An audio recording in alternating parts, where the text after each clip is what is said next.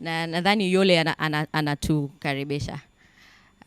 Director General, hao ndo wawakilishi wetu kwa leo. Basi na mimi nichukue fursa hii kutambulisha meza kuu.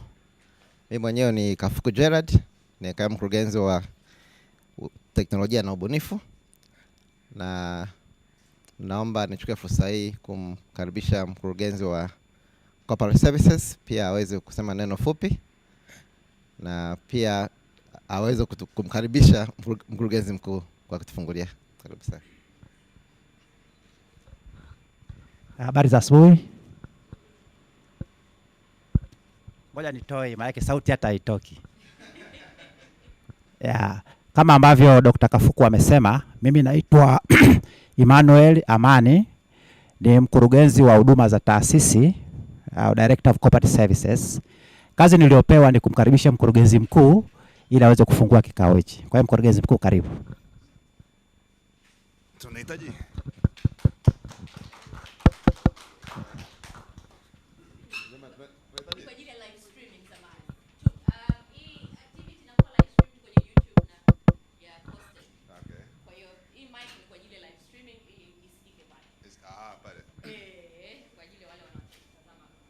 ndugu zanguni, nianze kuwakaribisha Costek na kuwashukuru kuitikia mwito kuja kushiriki nasi. Naona kama chumba kilivyokaa kimekaa kibunifu bunifu. Ndio maana nimesema poto kazi kae pembeni kusudi tuweze kuitikia na kuishi kama hiyo theme ilivyo ya ubunifu ubunifu. Kwa hiyo cha kwanza ni kuwashukuru wote kwa kuja, lakini pia nitaanza pia na udhuru kwa maana ya kwamba tuna matukio mawili yameingiliana hapa. Tuna kikao cha vibali vya utafiti ambao mimi ndo katibu wake, kwa hiyo itabidi ni baadaye niwaache, japokuwa nilikusudia kukaa siku nzima humu ndani kusudi tuyajenge wote pamoja. Lakini kikubwa niseme kwamba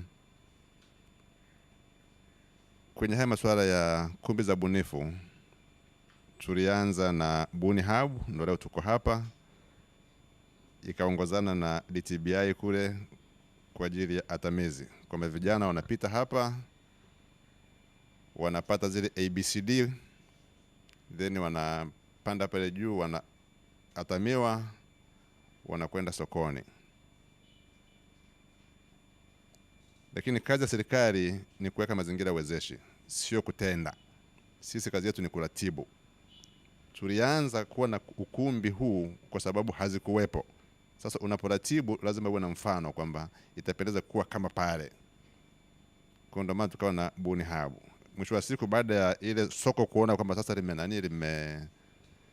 mwitikio umekuwepo, tukasema sisi tuwe ni the mother hub kwa ajili ya hub zingine. Na nashukuru mwitikio ni mzuri sana. Na mwaka jana kushirikiana na HDF mwaka juzi tulifadhili kama hub 15 hivi za serikali, private sector, zinazoendelea, kusudi zopo nyingi. Lakini pia kama mmesikia hapa wanatambulisha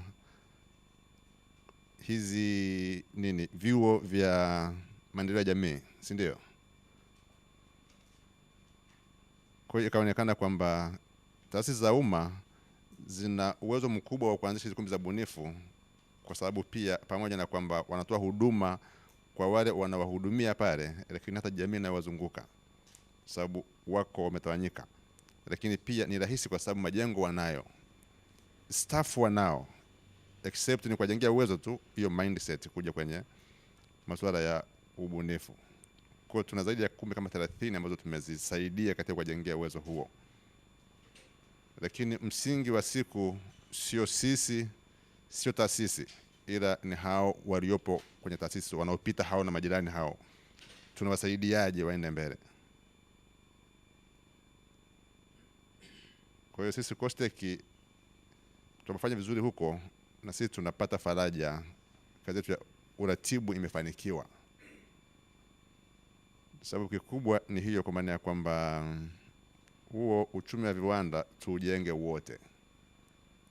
Na zamani tulikuwa tunasema sasa teknolojia, siku hizi ni sayansi, teknolojia na ubunifu. Sasa ubunifu usipokuwepo, vingine hivi vinakosa msukumo wa kutosha. Sasa kwa uzoefu tuliopata katika kuratibu hizi kumbi, kuanzishwa, kuendeshwa, tunaendelea kujifunza. Lakini kikubwa kama nilivyosema, zamani tulikuwa na sayansi na teknolojia. Zamani kwenye mfuko wetu ule wa mfuko wa Nafasi mtusate, tulikuwa tuna component ya research peke yake. Watafiti wengi hapa vyuo vikuu walikuwa wanajua kama tulikuwa tunatoa fedha kwa ajili ya utafiti. Kuanzia mwaka juzi tukasema hapana, tunatoa funding kwa ajili ya utafiti na ubunifu. Kwa hiyo tukasema open up a window kwa ajili ya ubunifu kwenye ule mfuko wa serikali. Ndio maana pia imekuja makisatu, nafikiri hapa mnafahamu. Lakini bado stili kwamba ubunifu ni kitu ambacho kipo kind of kwamba ni kwa ajili ya vijana, lakini pia kama nilivyosema kwenye mifumo yetu ya kitaasisi hakipo sana. Ila tunaamini kwamba ndo njia ya kwenda. Sasa kwa uzoefu tulioupata kwa kufanya kazi na hizi kumbi za bunifu za vikuu au taasisi za umma, kama nilivyosema kwamba utamaduni wetu ulikuwa ni utafiti. Kwa hiyo kuna miongozo au mazoea kwenye vyuo vyetu ambavyo kwamba hiki kitu sicho, hatukuzoea kufanya kazi hivi. Kwa kuna nyakati kwamba kuna mtu mmoja anaona muhimu. Kwa mfano pale IT inawezekana kwamba principal unaona hiki kitu ndicho, lakini cha kwako sio cha taasisi. Na taasisi ni mfumo.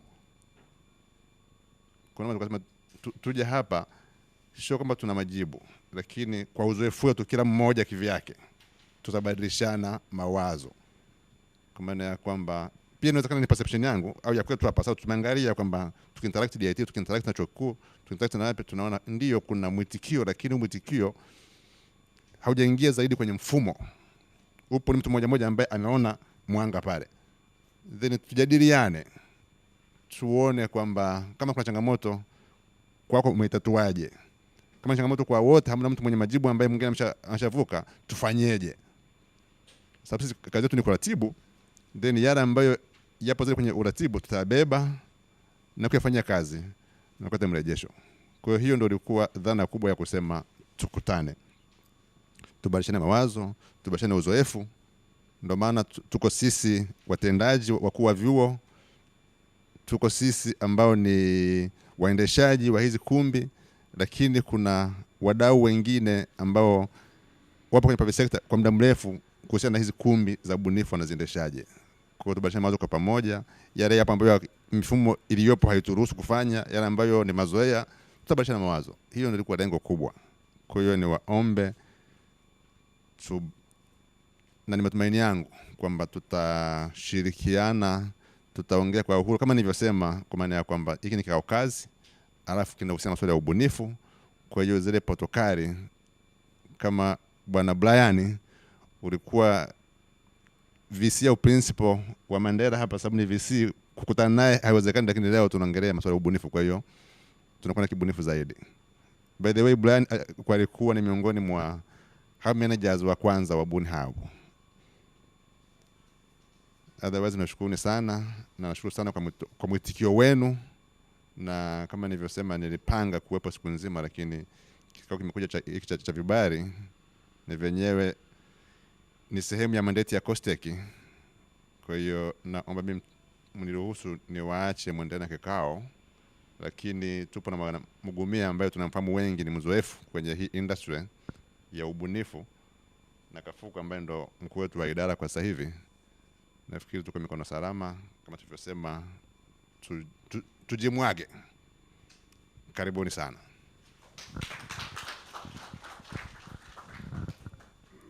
Tunashukuru sana mkurugenzi mkuu. Kwa hiyo nafikiri na mimi nimrudishie MC kwa kuanza kazi inayofuata ambayo ni keynote presentation. Mkurugenzi mkuu, kwa ruhusa yako, kabla hatuja kuruhusu, tunaomba tukapige picha nje ya pamoja kwa ukumbusho wa the first ever dialogue on academic innovations.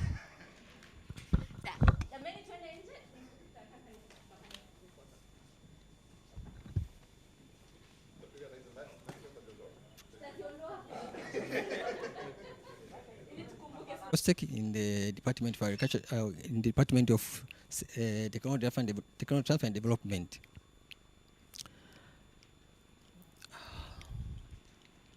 I'm going to discuss briefly on the following topic, which is the strengthening of innovation entrepreneur and entrepreneurship in academic and other institutions. When I will be referring academics or university, I will be meaning that not only university but also other institution, or we can say generally higher learning institution, which includes the colleges. And as you can see in the keynote, there are 3 keywords which I want to emphasize. The one is innovation, the second one is entrepreneurship, and the last one is innovation intermediary, the intermediaries. I think even when the opening session, it was emphasized that we are talking here is about intermediaries, because hub is one part of intermediaries, but we have several other intermediaries to link our institution to the innovation community. Sasa nani itabidi nisaidie kuna nini pale? Hawatakuwa.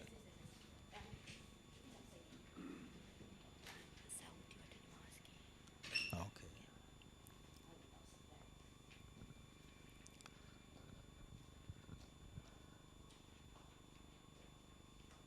What can I do? Yeah, nimeambia niongeze sauti. Okay, I will try my best. I think for most of the higher learning institutions, one of the major questions which you've been asking, not only in our country but worldwide, is on how especially modern universities, they can contribute in the various forms of innovation entrepreneurship in the diverse economy. As you know, the economy is changing very fast, and the university now, they are supposed to respond accordingly. Now, how are they going to do it? This has been a question mark, and a lot of scholars are working on this one. So I tried just to highlight some of the things, but I'm not going to give the answer, because this is something which is process.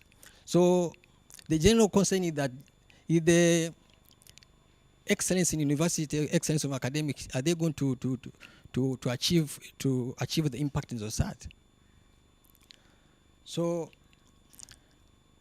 I've taken this. I'm going to discuss with you 2 definitions which will help us to understand this subject. And why I've chosen this definition, I'm going to explain to you. The first one is about the definition of ecosystem. I think this is very common terminology nowadays, especially in innovation in industry. And of course, it has been adopted from the natural ecosystem some 3 or 4 decades ago. But what is happening is not very much different. I want to emphasize 2 key issues in this definition.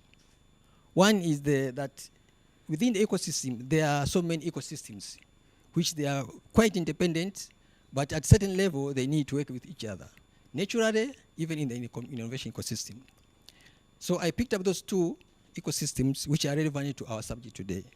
One is knowledge innovation system, which whereby the academics are working in research, they come up with the knowledge. The other one is entrepreneurial system, which is business oriented, and also innovation ecosystem.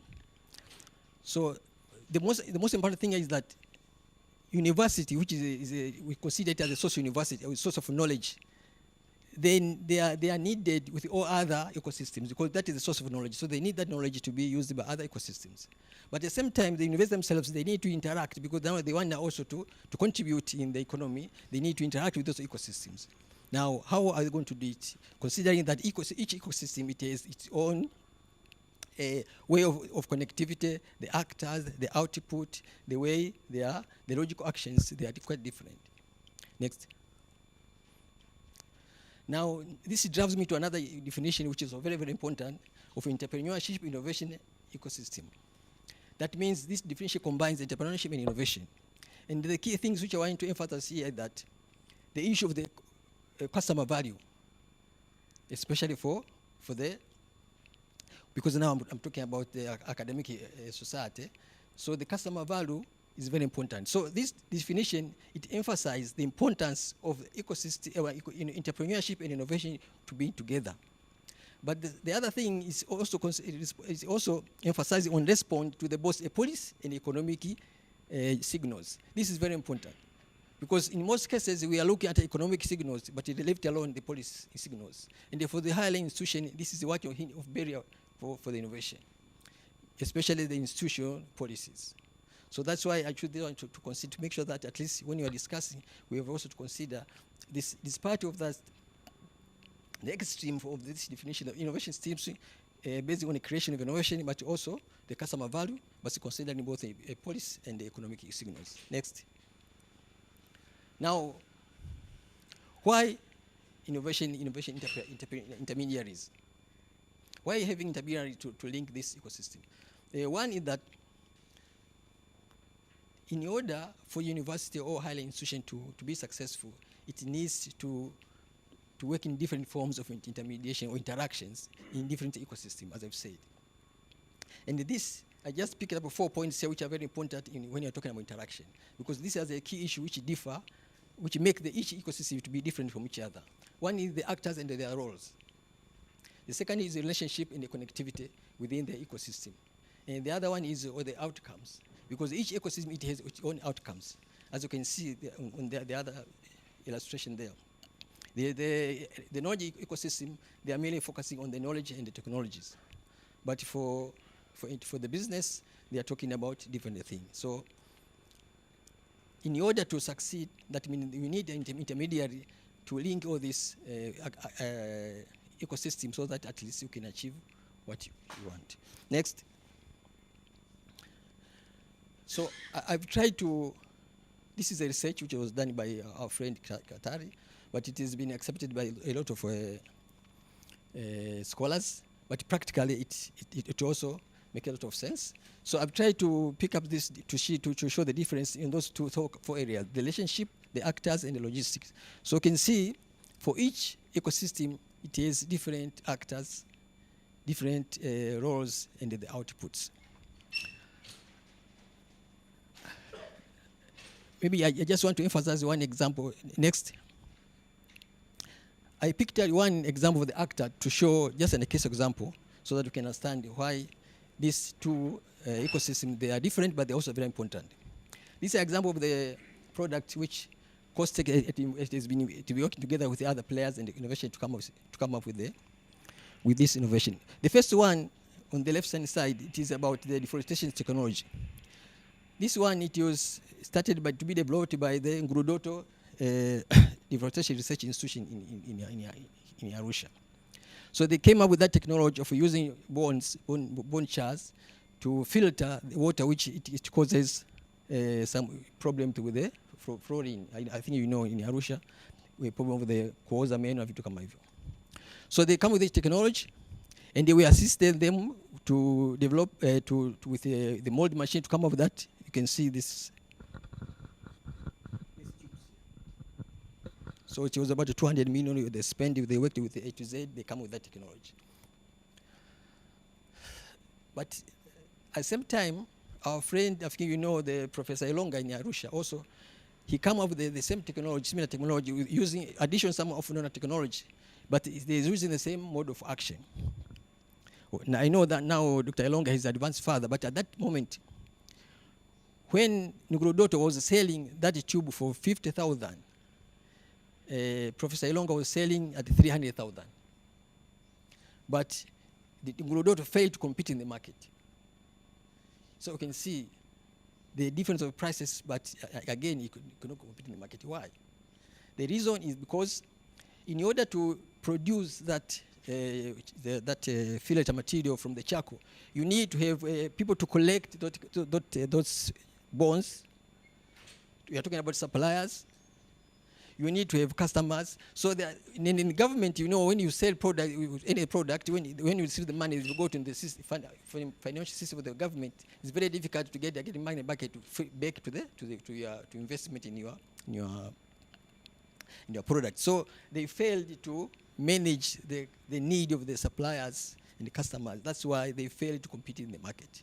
So we are talking about actors in different ecosystems, which the requirement and the needs, they are quite different. So we need to have a relevant institutional mechanisms so that you can work with other. That's why we are talking about something like spin-off companies within universities, which they can link between the academic institution and the private sector. And these are intermediaries we are talking about. But missing that one, it was very, very difficult for Ngurudoto to compete in the market, despite of the very low price. The second one is on the organic fertilizer, the guava. This our friend there is Katera. When he was developing this idea, he was working. So he was studying at University of Dar es Salaam. That's where his ideas come out about. But when he reached a certain stage of now producing a prototype, the university environment could not support him. So he has to come here. We hosted at the DTBI. By the time it was DTBI, he was incubated there, and the DTBI helped him to interact with the other actors, including the local government, to have that machine for processing, and the other funders to buy the associated technology to make pallets, and a lot of other things. But he succeeded by mentorship support getting from the incubation system.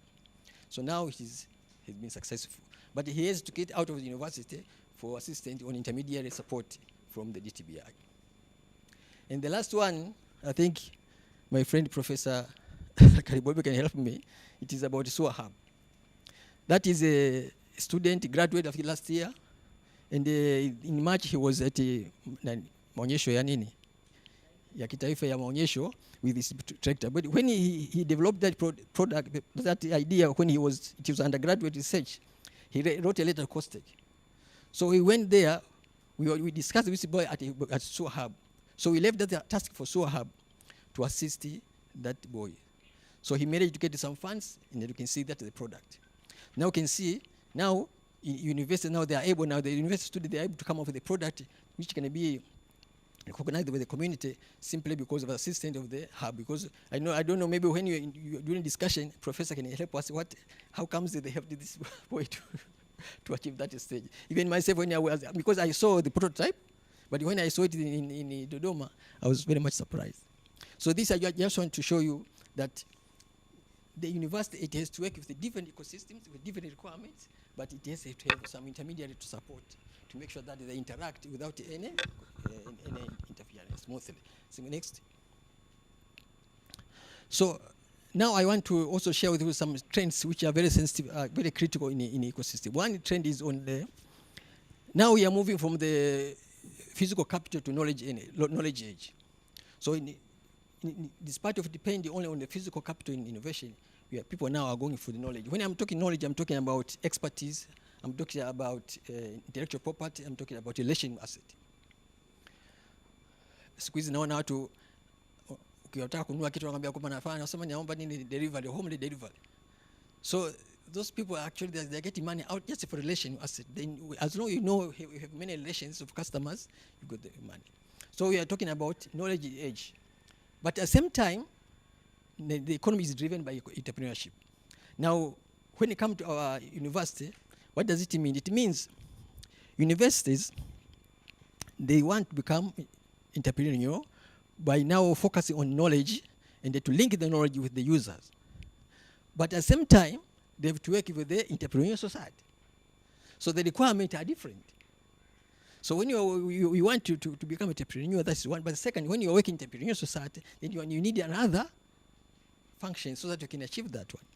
And one of these challenges that you need now to create an overall entrepreneurial thinking and the mindset. I want to share you just an example to understand of a Sewer Hub. When the Sewer Hub, they requested the fund the first time, they receive funding from HDIF to establish that Sewer Hub. One of the things they've done, they've studied internally. They have a meeting with I think Professor Guinness helped me. They have a meeting with the head of departments within the university to see what are their perception on that hub. But second, they went outside to their stakeholders, and they meet with the industry, they meet with a member of cluster, which are SMEs, and individual innovators. So when they come back, instead of now establishing the hub, they started to think of how they can improve their innovation in institutional IP policy to make sure that it answers the requirement of their community. Second, they have established a template for MOU between SMEs and the university.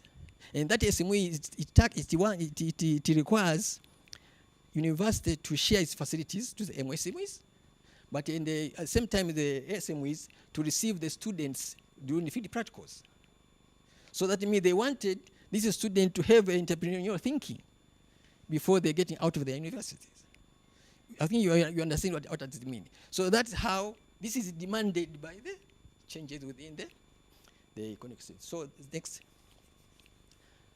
The next trend, which is very clear on the technology transfer. Now we are moving from the transaction in technology transfer, where people they can sell the IPs, to the integrated knowledge transfer. I just give the example of at COSTECH we have a program on the clusters. This cluster, the intention of this cluster or the mode of this cluster is triple helix, and the essence of triple helix is that these clusters members who SMEs already they have their product in the market, but what they want is to be competitive in the market. And to be competitive, you don't need another technology, but you need to improve this one. So they need to work together with researchers, so that they can identify the problems and they come up with a more advanced technology, the same technology product, but it can be now advanced by improving whether packages or whatever. So that means what is actually needed is not a transfer, but utilization of knowledge within the universities. And that knowledge, as I said earlier, it can be expertise, it can be IP, or it can be even relational asset. How does the university relate with other industry, whatever, to assist the SMEs? That's what is required. So that is another perspective which you come down to think of. You need an intermediaries so that these SMEs they can work together in a co-creation with the experts within a university or R&D institution. Next. Another one which I think is very important to share is on the trend on how university engage in innovation. These are three levels of the innovation. One is the linear model, which is started a long time ago. The other one is on the innovation ecosystem, system mode of innovation, which actually we're working together. But now the coming one is even more complicated, and that is a system traditional policies. Now, the good or bad thing is that all these are still operating at the same time.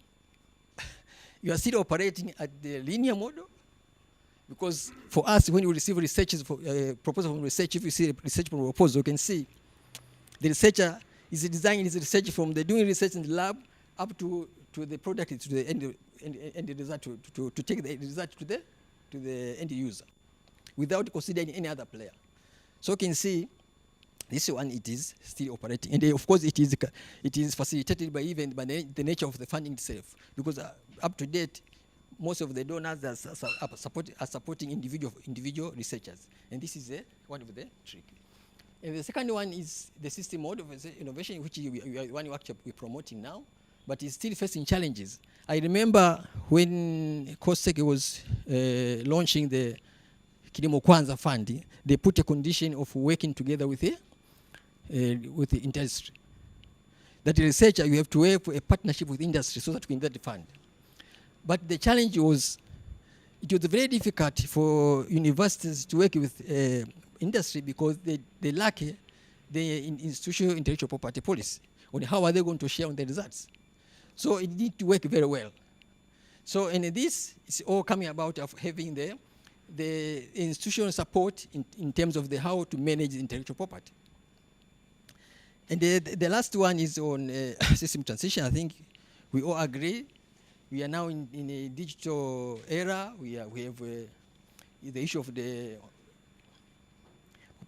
population age. We have the issue of the climate change. And one example here we can take, we are now moving from the carbon-based technology to free carbon technology. So these are things which actually they need a policy transition. We are now talking about precision agriculture because of the shortage of water. We are talking about urban farming. A lot of things which actually they're demanding a policy change. So all this, it demands to interact with a lot of other players before coming up to the developing your proposal, your research, or to make sure that what you want to do can contribute to the society. Otherwise, without considering this one, we end up with produce technology which are not acceptable in the market. Next. I just want to put this slide, which is an OECD product, just to measure yourself, because now we are talking about interaction. You can see these are the channels, common channel, the formal and informal, but the most important thing is which one is, it allows you to be interactive with the other players. So if you assess it quickly, you can measure yourself and see yourself that the one which are common, they are not very much interactive, like research publications, like conferencing. If you consider geographical proximity, I mean, universities are not closer to the industry. If you're talking about facilities, are the facilities of the university, are they accessible to the SMEs? But not only accessibility, are they reliable? Because currently we are piloting a guideline on how the university can work together with SMEs. And what one of the common which SMEs says that the facilities, yes, we can access, but are they reliable? That I can be assured that whenever I need it, I will get it. So there are other issues which they need to be considered as a precondition for the university to be more interactive with the society. Next. Yeah, I put this slide here to share experience of COSTECH on different kind of intermediaries we are working with communities. We have innovation space, we have incubation programs, we have innovation funds, we have innovative clusters, initiatives, and what else? We have, of course, we are also advocating for TTOs, and also we have guidelines and the regulation which has helped us to work together with the partners. Next. So, conclusively, I could say that there are actually no definite mode of intermediaries, but what is important is the responsiveness to and the devotionality of the institution to make sure that it can serve the need of the end user.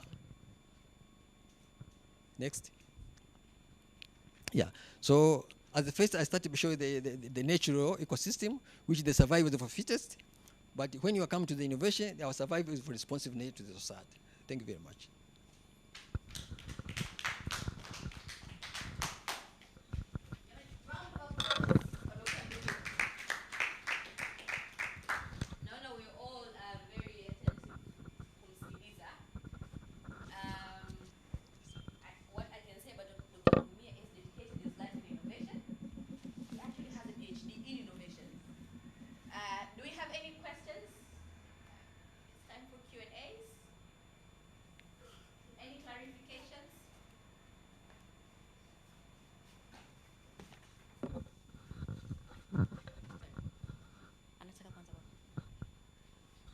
Yes, thank you. My name is Ezron Karimribo, Director for Postgraduate Studies, Research, Technology Transfer and Consultants, Sokoine University of Agriculture. I just wanted to add, actually complement what Dr. Mugumia has said about this farm cart. The designer of this technology is our undergraduate student who has who graduated last year. His name is Dr. James. But right from the beginning, when he was pursuing his studies, he had an innovative mind in heart. So he tried to start raw, but through, we thank actually the COSTECH and the government for supporting us with funds to establish SUA Innovation Hub. We had actually hands-on, eye-on to actually monitor the potential innovation coming from both staff and the students. So we picked on his actually potential to become a great person. So we decided to support him, and thanks, after graduating from the university, he had option either leave the university or stay, given the current situation of challenges with respect to employment. So we managed to convince the university management to support him. So we have actually dedication and a commitment to support this young man so that he can be another great innovator with collaboration of university. Thank you. I just wanted to clarify this. Thank you. So I know Dr. Mgumia used a lot of the university, we mean higher learning institutions and in academic in general. It's easier to summarize as university, because that's what we've been using frequently. And I think everyone that's here is using, has an innovation space or has efforts towards establishing an innovation space and working towards that. And so thank you all for your contributions.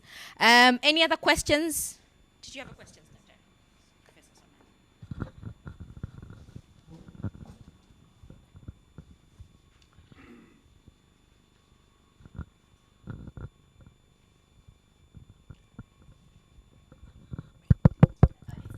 Yeah, hello. Okay, but I hope I can be heard. My names are Lemayon Melioke from the University of Dar es Salaam.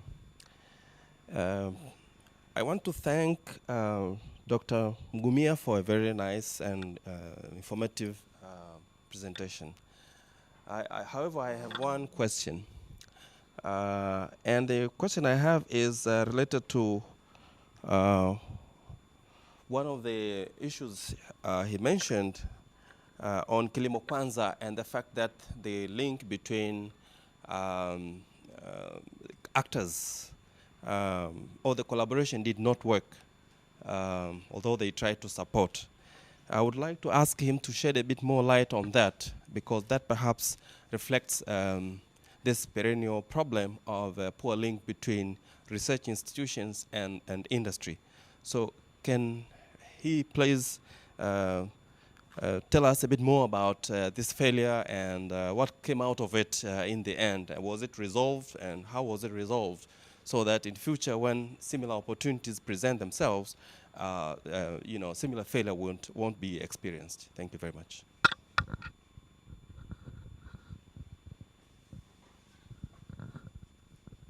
Yeah, thank you so much. Yeah, I just mentioned that an example, which to show that the need of having an intermediary unit to manage intellectual property within our universities, because you don't expect that a researcher can do such a thing. So our response to that is also on the institutional setup, our instruments. So what we have indicated in our grant manual, for example, we said, because at that time we believe many institutions that don't have intellectual property policy to be used as a tool to negotiate with the industry. So we have like a room in the guidelines say that whenever you have grant from the recipient and the research institution and the industry, the policy which is going to be used in terms of the ownership of the result will be the instrument of either of the party. If all of them they don't have, then they have to come into agreement on how are they going to handle it. So that guideline, it allows that one. So we decided to do that to make sure that we don't restrict or stop the process of research, but we still encouraging them to establish their own IP policy. And I believe from that time up to date, many institutions they have IP policies, and some of them they are still on the process. So all of them have also established a unit for innovation. So that was it was driven to people now to see okay, now there's a problem here, but it did not stop the process. It was there was some allowance to negotiate that one. Yeah. Thank you, Dr. Mgumia, for the response. Any other question? Contributions? If not, Brian. So my name is Brian from Studio 19. It's very interesting to hear all of those learnings from Dr. Mgumia. Just curious, how are we storing this learning? Where it's being kept so that other people can actually access it?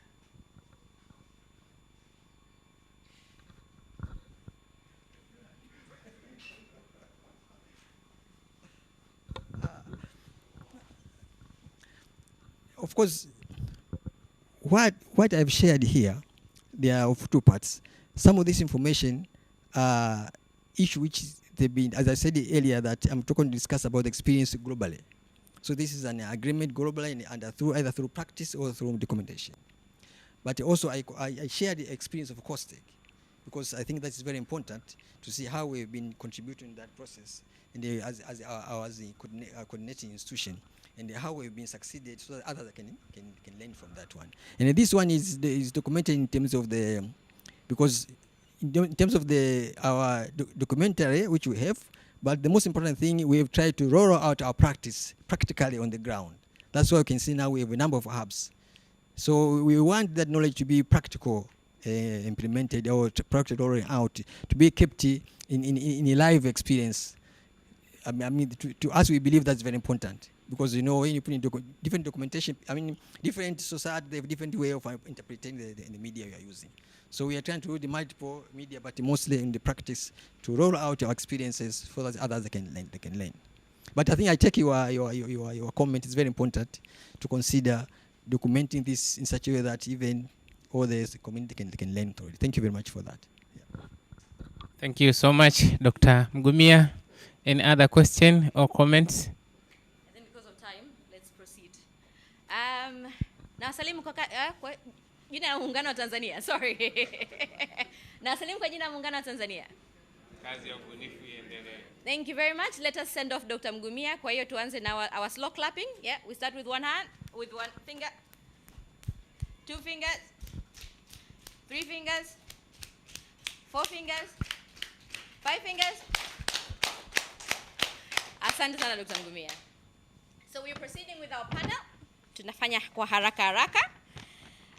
I would like to invite Vice Chancellor wa AIA. If you can have a seat. Hawajafika. Okay. Sorry. Rector wa Tengeru CDTI. If you can come and have a seat.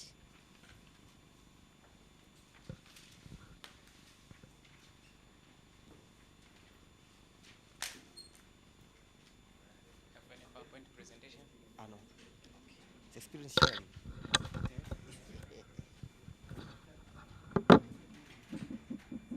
Vice Chancellor, representative of Vice Chancellor Open University of Tanzania. Representative of Vice Chancellor Nelson Mandela Institute. And representative of the principal of Al Maktoum College of Engineering and Technology.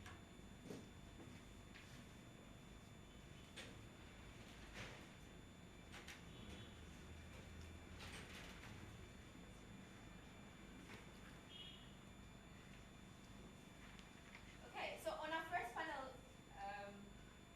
discussion, we wanted to have a discussion, an in-depth discussion, with a few representatives of the universities or academic institutions that are represented, to discuss any experiences they have in supporting STIs within the university. So maybe we will start with So maybe we'll start with Nelson Mandela. If you could share any challenges or obstacles that you experience in supporting STI activities in your institution. Thank you, Madam. Nawasalimia katika jina la Jamhuri ya Muungano wa Tanzania. Kazi ya ubunifu iendelee. Yeah. I hope we shall be using both languages, Madam. Yes. Yeah, okay. Yeah. Yeah, first of all, I have the honor to be the first panel speaker in this meeting.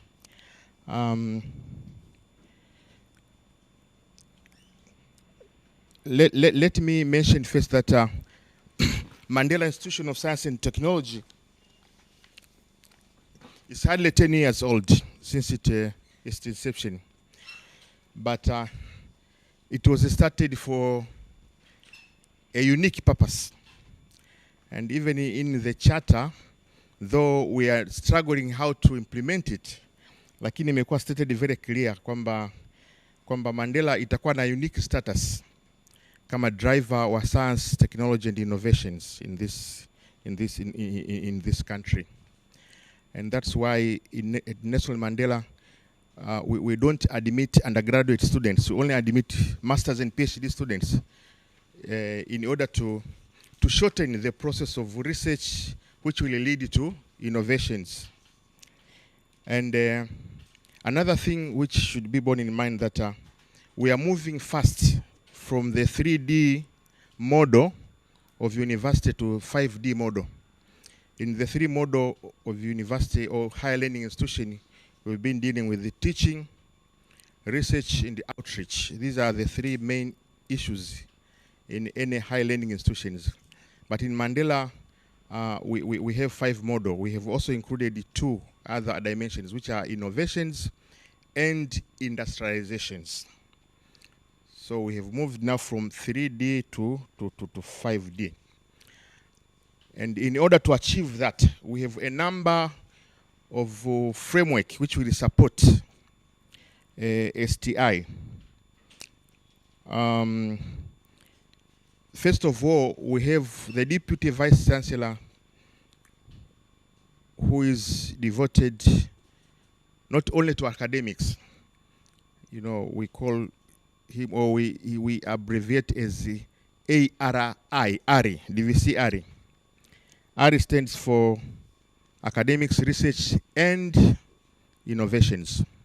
Unlike other universities, almost all universities in the country, they have DVC ARC, Academics, Research, and Consultants. But in Mandela, we have ARI, you know, to make sure that the issue of innovations is the 4th dimension, which will lead to an industrialization as the 5th dimension is captured. And another framework in place, we have the IP policy. Dr. Mgumia has mentioned about few institutions. Actually, our institution is one of the pilot institutions katika kutengeneza IP policy. Na iko very detailed, na tulishare na wadau wengi tu including COSTECH, to make sure that our policy is operational na sio tu kwamba imefanywa kama academic exercise. Na katika policy inaeleza vitu vingi tu, how to support the incubatees, you know, how to help them to patent or to register their innovations in BRERA and other WIPO and other registration bodies as far as IP is concerned. We have moved further to have the IPM, Intellectual Property Management Office, which is operational. And we have the incubation center. You know, there are different names which are given. Those others call them hubs, whatever, but we call it the incubation center, which is also operative. I will mention very fast on how we operate our incubation center. And another thing which makes us a bit different with other universities, we discourage to have academic departments. Rather than we have research groups.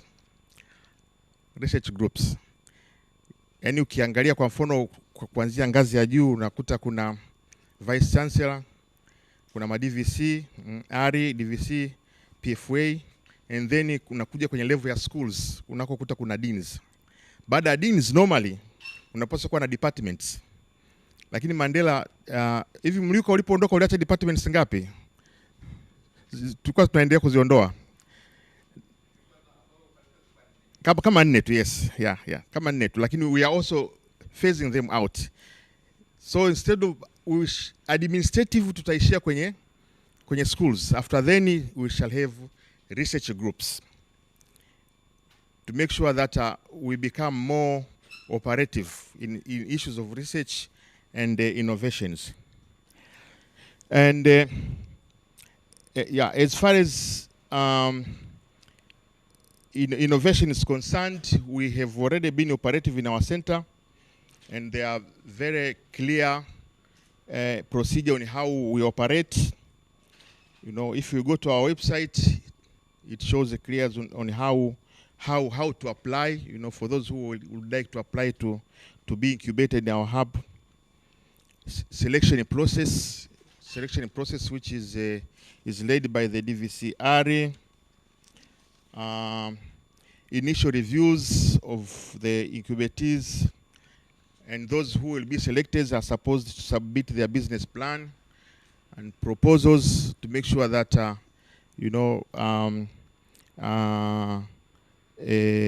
are evaluated in both technological and business-based facilities. We have heard in the morning from Dr. Mgumia that the issue of entrepreneurship is also very, very important. So those business plans which will be submitted, we have evaluated them in terms of technological side and also how entrepreneurial they are when they come to the market. After then, those who would like to be in incubatees, they normally give their presentations and they ask a few questions. Before that, a final selection is done to those who will be incubators in our center. But before they start the business of incubation, or rather scaling up or out their prototype or innovations, they have to sign the so-called non-disclosure agreements. Those are very, very important, non-disclosure agreements with the university. And how will the university have a stake on those incubations? And also, there are two types of forms. These are non-disclosure agreements and the consortium agreements. After then, before they start actual process of processing their products or services, they have to undergo mentorship and capacity building.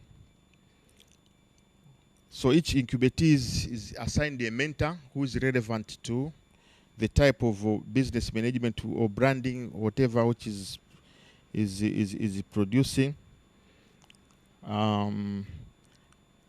After then, the actual incubation starts before the graduation of the incubatees, and then we send them out there, whether to link to the business people or develop further the prototype to a stage which can be sent also to the market.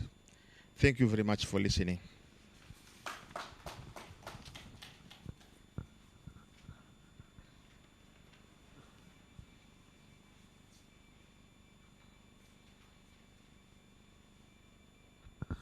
Thank you for the nice presentation from Nelson Mandela. And now let's move to Janet Suleiman from AMSET. As I know, you have been operating a hub for a long time.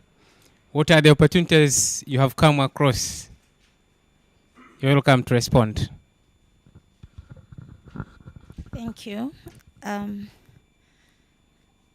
I am a registrar at Al Maktoum College of Engineering and Technology, and here I'm representing the principal of AMSET.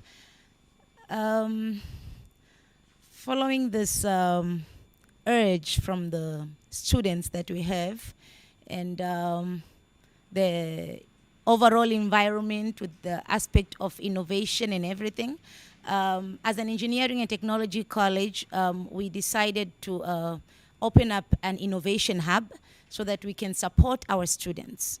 So we launched an innovation hub at AMSET.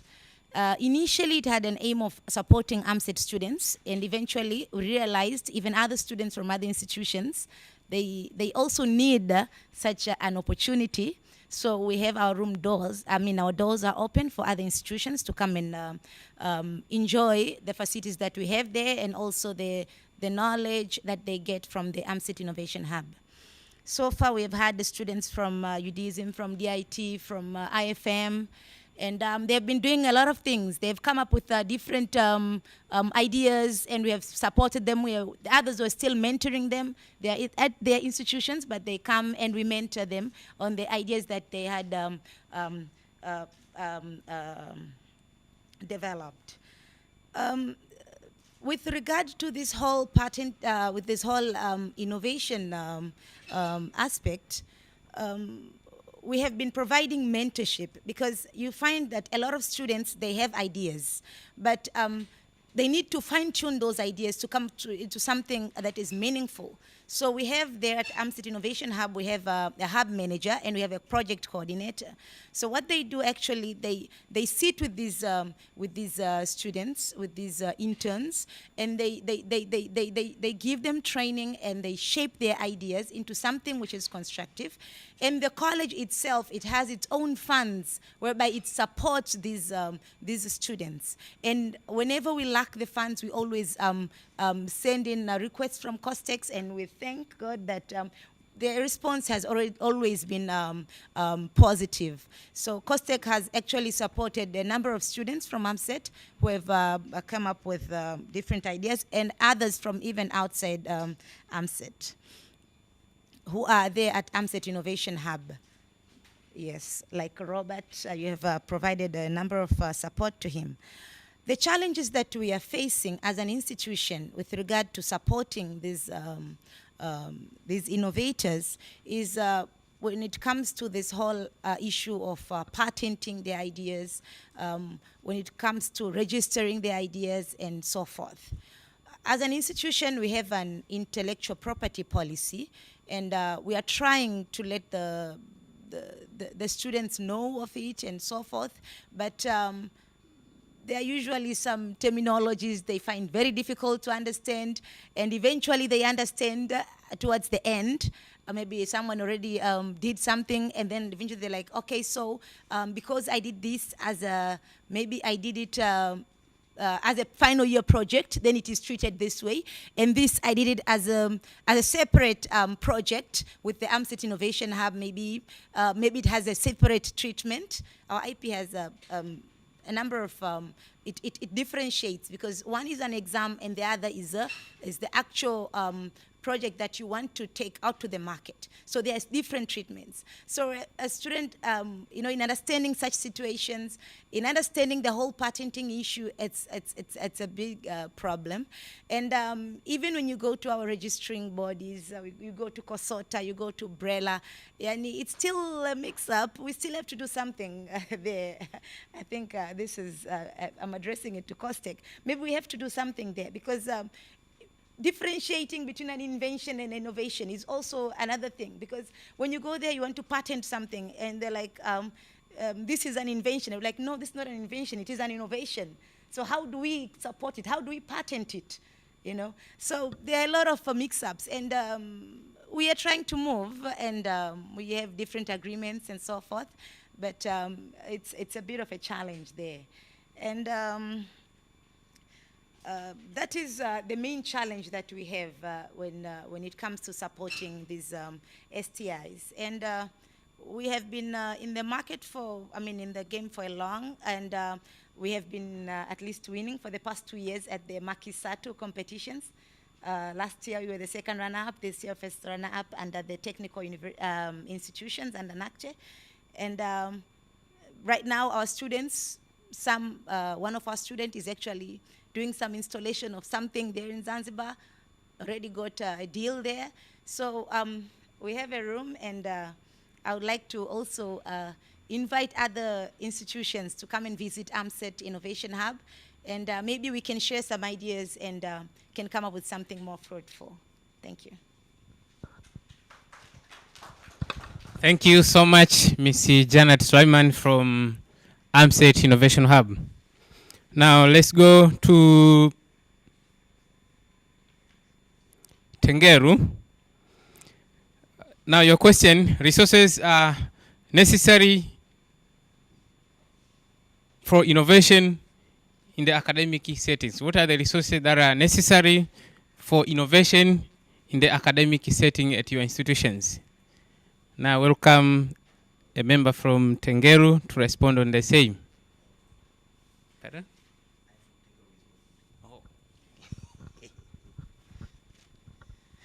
Yeah, I thank you very much for your very good question. As you lightly pointed out, I am from Tengeru Institute of Community Development.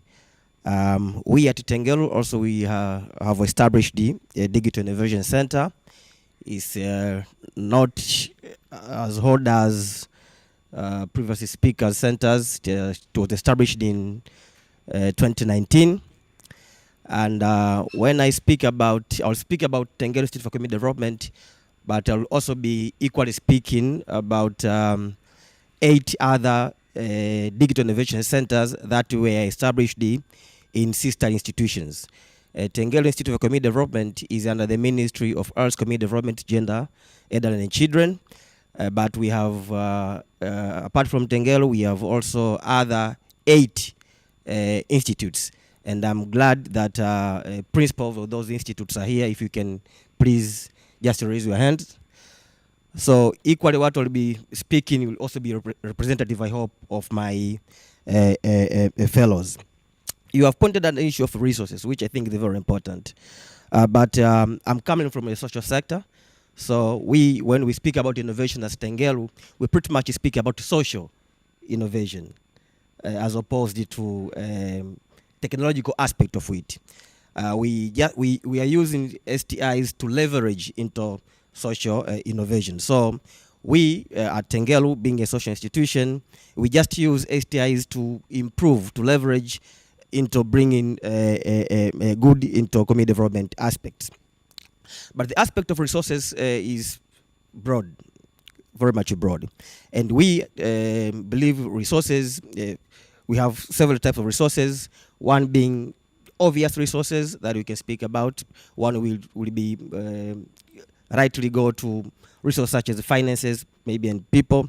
But we believe the first resources when it comes to innovation is the mind. You have to have innovative mind. That is the first resources. Resource, even before you start thinking about other resources. But the second is the knowledge. You have to have knowledge, and I'm speaking this from experience because when we started, they pointed out area in 2019 when we began dealing with these innovation things, we experienced the challenges of understanding. People were so much excited about being innovative, but at the same time, they couldn't really understand what innovation is really about. Some students and similar members of staff were thinking, when we speak about innovation, we are speaking about invention. So pretty much a lot of people were inclined into the technological aspect of innovation. And we have to bring these people on board in terms of now trying to tell them that innovation is such a broader concept. When we speak about it, we are not only confined to technological aspect of innovation. You can innovate even a policy, you can innovate even a process. So there are so many facets one could look into the innovation ecosystem. So that was a challenge, as I pointed out, which initially faced us. So the second resource, as I pointed out, is I've spoken about mindset and also knowledge, but also we have issue of capacity. And for us in social institution, this is one of the issues that militates against moving towards leveraging science, technology, and social innovations, because the linkages that should be there between these two aspects is lacking. And part of the broader problem is as an issue of capacity in terms of how do you link now between science, technology, and innovation. Because the social sector or social innovation pretty much want to achieve social value. How do you make life better to people? How do you make life better to communities? So to come back to your question, I think those two resources are very important, and for obvious reasons, I won't want to dwell much on the obvious resources such as finances and other resources that are very obvious challenges when it comes to innovation matters. But for me, I would stick with mindset and knowledge. Thank you very much. Thank you so much for your response. It's a time for Open University. Being an online distance learning institution, how do you achieve linkage with innovation ecosystem. Now, welcome from Open University to respond on the same. Thank you very much. Maybe let me start by a brief history of the university. The university was established in 1992 by Act of Parliament, actually the brainchild of the late President Julius Kambarage Nyerere, so that the university can cater for those who cannot access conventional universities. So Open University was established in order to contribute to the workforce for the socio-economic development. In the early stages, the early years of the university, much emphasis was put on teaching. And most of the programs, almost all the programs were undergraduate programs. But by the late 1990s, we had enough graduates to establish postgraduate studies. That's when we started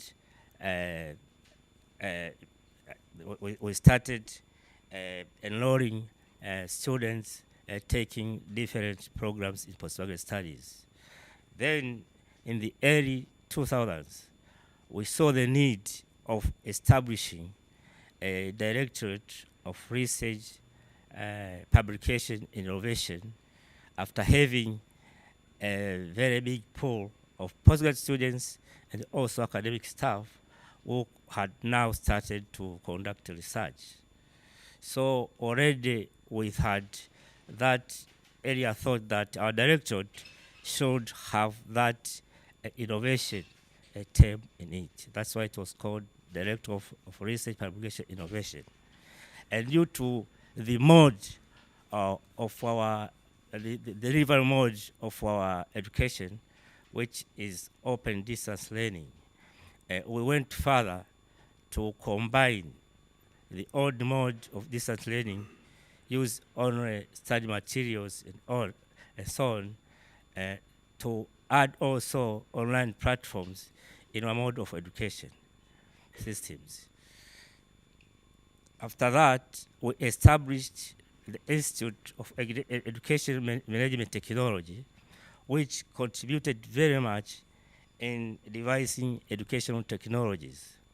We have several educational technologies which we think or thought that they are some of our own innovation or creation. Some of the panelists were speaking about what is innovation, what is creation. We have some systems which we think they are our own innovation. For example, we have something which we call OREX. OREX is oral examination, and you remember that during the COVID pandemic, all universities were closed. All students went home, but ours continue to study and also continue to do assessments through oral examinations. Although it is still a controversial matter because TCU are still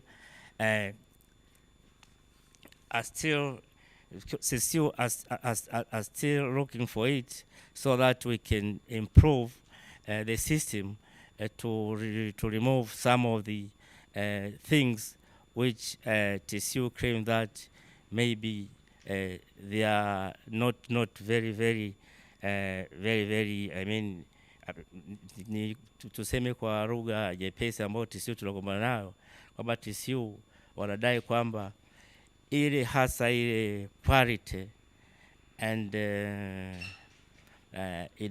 itakuwaje kama mtu anafanya oral examination. But tumejitetea kiasi kikubwa sana na tumeonyesha system zinazofanya kazi kiasi ambacho wamekubaliana na sisi kwamba sasa tuweza tukaendelea baada ya kurekebisha baadhi ya mambo fulani ambao waliona kwamba hayawezekani. So that was one of the technologies which we think are our own creations on part of education technologies. But we still have other technologies which are going on there. on the educational system. We know that Zoom platforms and so on, these are not our own creation, but we are using these platforms to reach students who cannot access classrooms and so on. So we are conducting seminars and such as proposal defenses, viva vox examinations through these online platforms.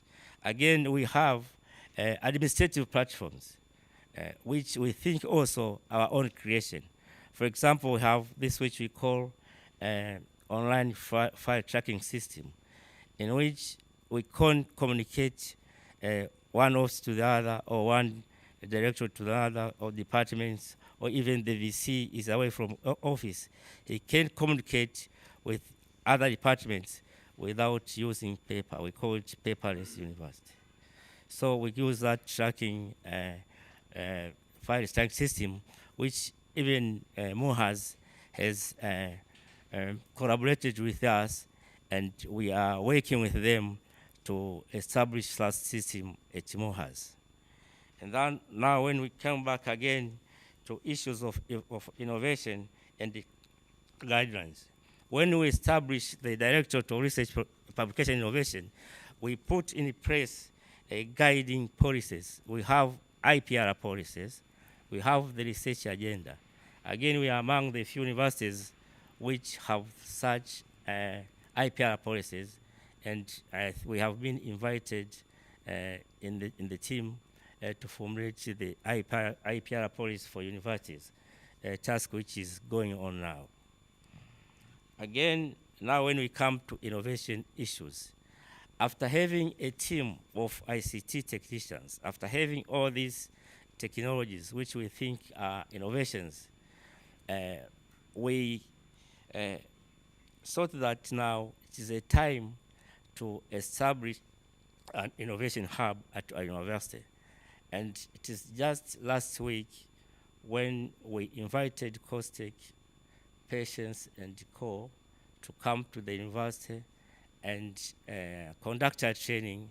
It was a one-week training about awareness on innovation, also putting in place a plan, a strategy for establish an innovation hub. Actually, today, that strategy is being presented in the University Senate for approval. It has been already presented in the Research and Publication Committee. That was seconded to Senate for more blessing and approval. So after maybe 1 month, we have an innovation hub in place, and it is early stages. The challenges are not very different from others. Challenge is about funding, but that funding in our strategy, we have already indicated that the university has the responsibility of contributing. For example, the first awareness program was funded by the university, and the second training workshop was again funded by the university. But in our strategy, we have indicated activities which eventually will need assistance maybe from stakeholders, and we have already identified a lot of stakeholders which can take over along the way. Maybe to come again to the issue of as an open university, our main contribution to innovation, we think, will be mainly on education technologies. I think the worldwide now, due to the ongoing crisis, such as COVID pandemic, have shown that now the universities need to go far in improving their mode of teaching. I've already said creations like the OREX examinations, using technologies, branding technologies to reach our students wherever they are. Also, we are teaching research through online platforms. Those who are here for a long time at COSTECH, they remember INASP. Dr. Ngumia, I think you remember INASP assisted us to bring a program, a research program in the model platform in which you can teach proposal writing skills wherever you are. And actually last week, one student in Canada has completed that program, 8 weeks program, and was very, very surprised. And he received a certificate online after completion. Thank you very much. Thank you so much. And now I'd like to take this opportunity to welcome Dr. Erasto to respond to some matters that has been raised by the speakers. You're welcome, Dr. Erasto.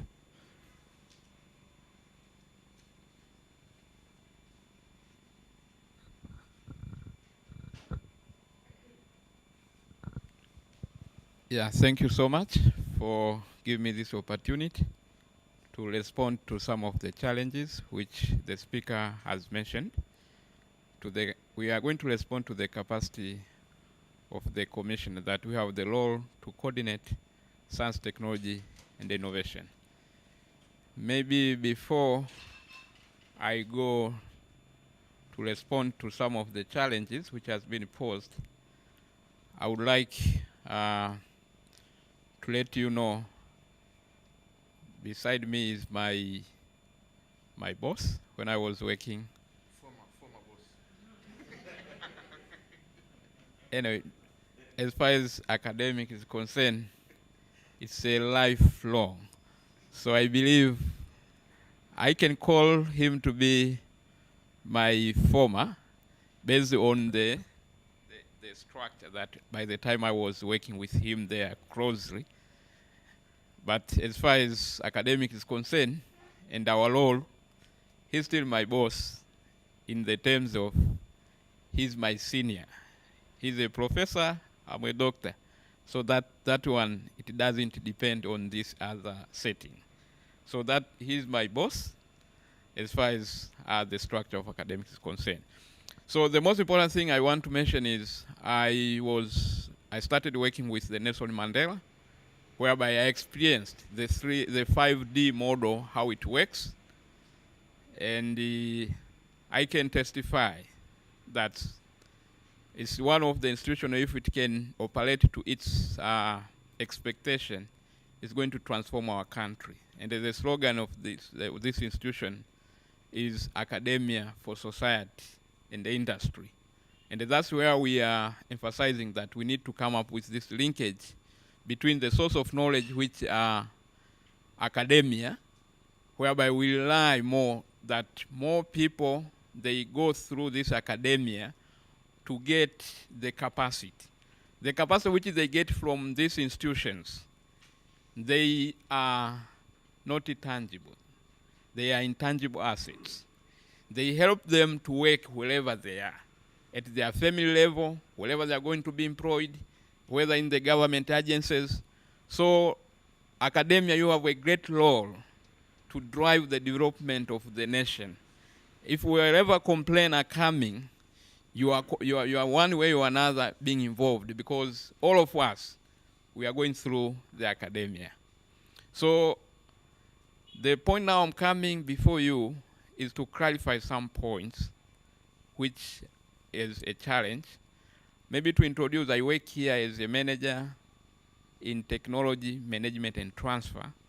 So there is a concern about difficulties in IP, especially patenting, and even all those kind of things.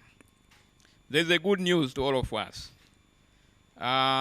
In 2006, going back to 2003, there was a project on technology and innovation supports, which was being pioneered by COSTECH as a focal point that coordinate the innovation and the technology in our country.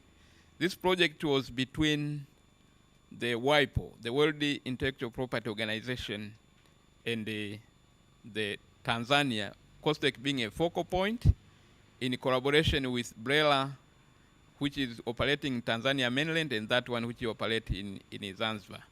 So we have already started negotiating to reinitiate that project which worked on technology and innovation support services.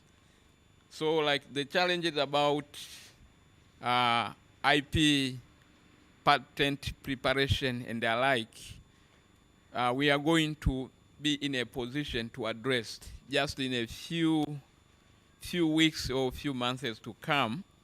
So what I requested from you, we are going to send you a letter requesting to provide the basic status on technology and innovation.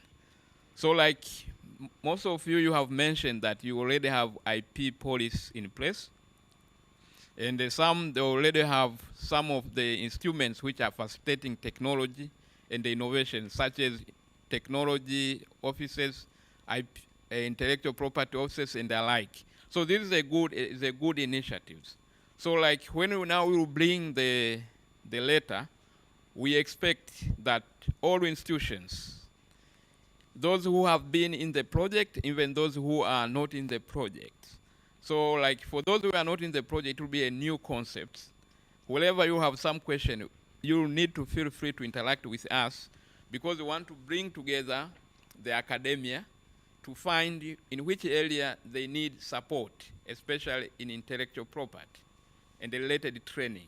And this training is going to be facilitated by WIPO in collaboration with COSTECH and the BRELA. So because the issue of research, it operates in both Tanzania mainland and Zanzibar. So we are going also to involve those who are working in Zanzibar. So we need not to worry about the challenges of intellectual property and the patent document preparation. We are going to come up with the projects. And in that preparation of the project, the institution will be involved from the identifying the needs, training needs assessment, where we need to be trained. So we are going to involve. So we request that you'll be able to provide a person who has interest in technology and innovation, and even has interest, maybe the person who also has expertise, maybe by short course training in intellectual property, by self-initiatives, or by the support of the institution. The point, we want to have some who are having interest and expertise, so that we can have a sustainable support of technology and innovation. As far as WIPO is concerned, it provides the support, especially in training, or on-site and online, and also access to information, because the IP information are restricted. But through joining the project, you will be able to access information which are essential for research and development, and also you'll be able to access information, specialized information for development. So it's very important that we will participate in that project, and we need to have a way to come up with the resources. As one of the speakers says, finance is always a challenge, but it's a common thing. So for the WIPO, it gives us the support on technology access, training, but the funds we need to raise from our initiative. So I believe we are going to work cooperatively so that we can come up with the technology support services. And to give you a relief, COSTECH, it is providing support on technology innovation services, including the preparation of patent documents. How do you work as COSTECH? Because we are coordinator. We are going to use anyone from you. So that if you have any issue, you just present to COSTECH, and then we find a way to assist. But as a country, we still have a challenge. We don't have a national IP policy. So we have been communicating with BRELA.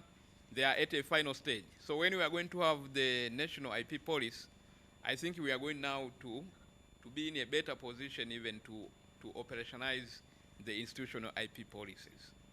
Thank you so much.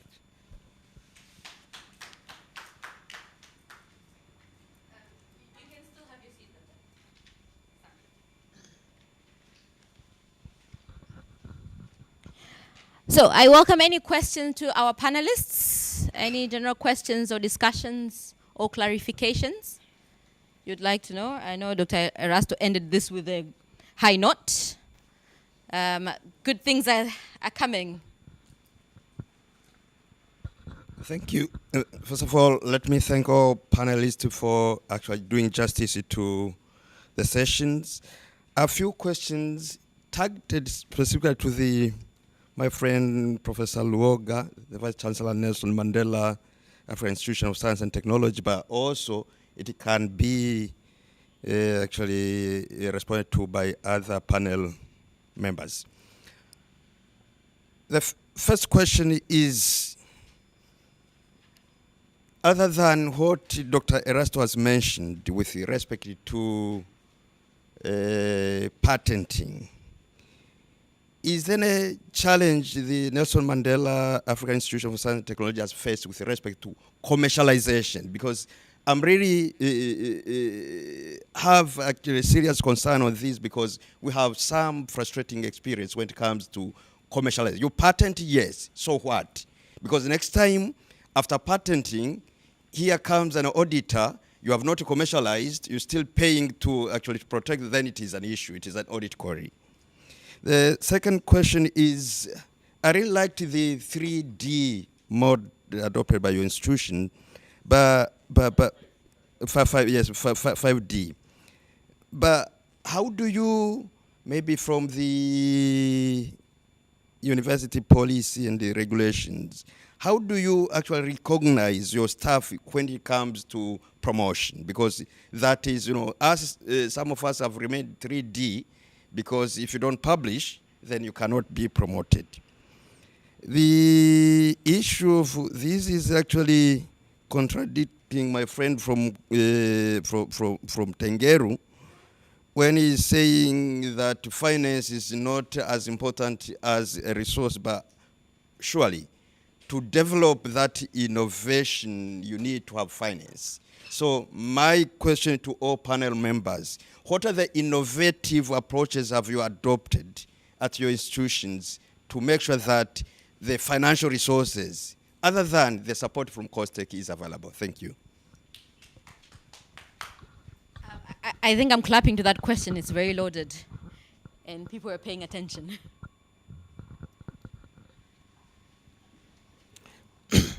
Yeah, thank you very much. Apart from the challenges which has been mentioned, of course the challenge of commercialization is still there. As I said, we have about 3 or 4 years, actively in our hub. But what we are thinking, and could it be the solution to this challenge, is on how to link our incubators with the big producers, which can assist them on their products. But you can't do so unless you are sure that your product or services has reached a standard which can be taken out there to the market. And that's the most important thing with the incubation centers. Otherwise, if the commodity, is having high standard, it has been passed by TBS and other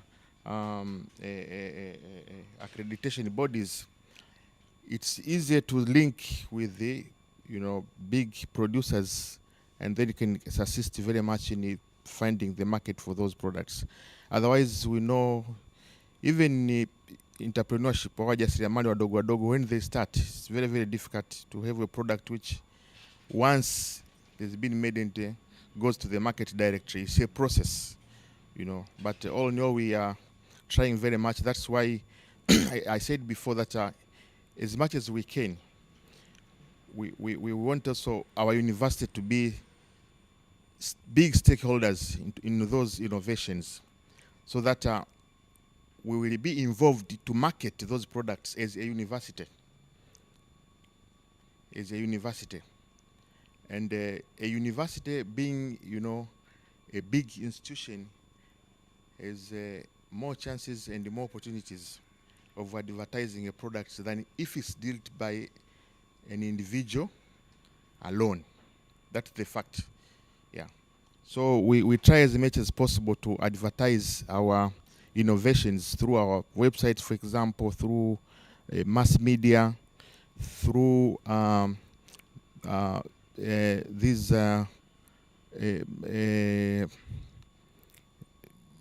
maonyesho kama Maksatu, all those profile of maonyesho, of which we have been winning since it started for consecutive 3 years, representing the universities. So all those avenues we try to advertise and also support those innovations as ours. And that's why we even encourage, during patenting exercise, those patents to be owned by the university. And then those researchers would be like inventors to support the university as an institution. That's another thing which maybe is also a challenge with other institutions, particularly those which had no policy on how to patent their products. Some of the inventors have been very aggressive, very proactive. They've gone direct to have patents. That means those products will be now owned, their patents will be owned by individuals, not the institution, which again, it becomes difficult when it comes to promoting those products. Hata auditor akija anasema sasa mna promote hii products mbona sio ya kwenu? Kwa nini mnatumia university funds kupromote private product?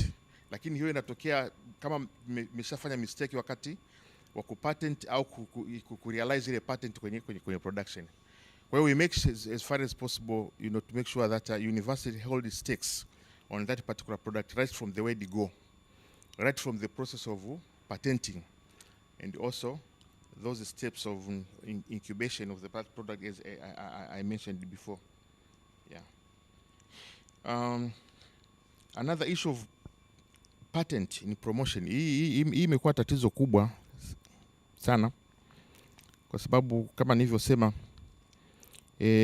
nadhani sisi ndio tumekuwa university ya kwanza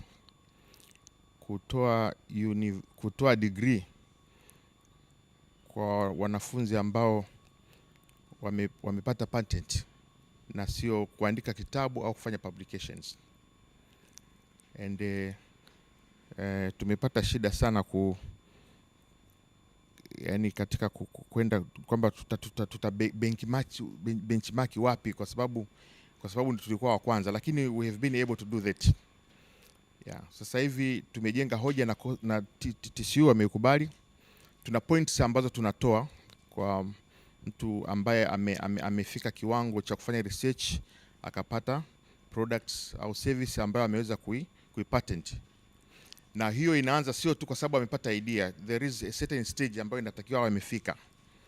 It's supposed to be more than half of the process, either to BRELA or WIPE or whatever, and then we recognize, kwa sababu that's really an opportunity cost. Sisi pale tunatoa degree zetu by papers. Kwamba mtu akishatoa papers ngapi kwenye recognize refers journal ndo tunaitambua hiyo paper. Lakini sasa mtu anayetaka kupatent lazima kuna sala la kuficha siri. Ukisha publish kitu, yani then there is no any logic again to patent it. What are you patenting? The secret is already out. It means this is an opportunity cost. And that means a patent has really to carry even more points than a paper. Yeah. So there is this process ambayo labda tunaweza tukashare on how to sign these non-disclosure forms with all the students, and how many points do we give, and at what stage of patenting we do recognize those patents. before we offer degrees to those students. But at least we have been able to, and at least other universities now have a place to benchmark in that issue. Thank you very much.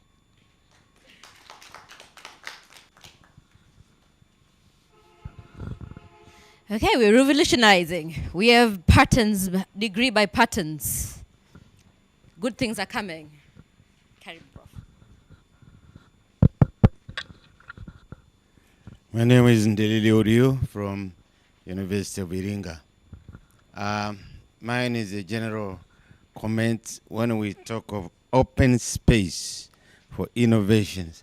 Do we limit ourselves to only higher education? Madam from AMSET, she mentioned that it is the open. At the University of Iringa, we have an innovation center called Kyoto Hub.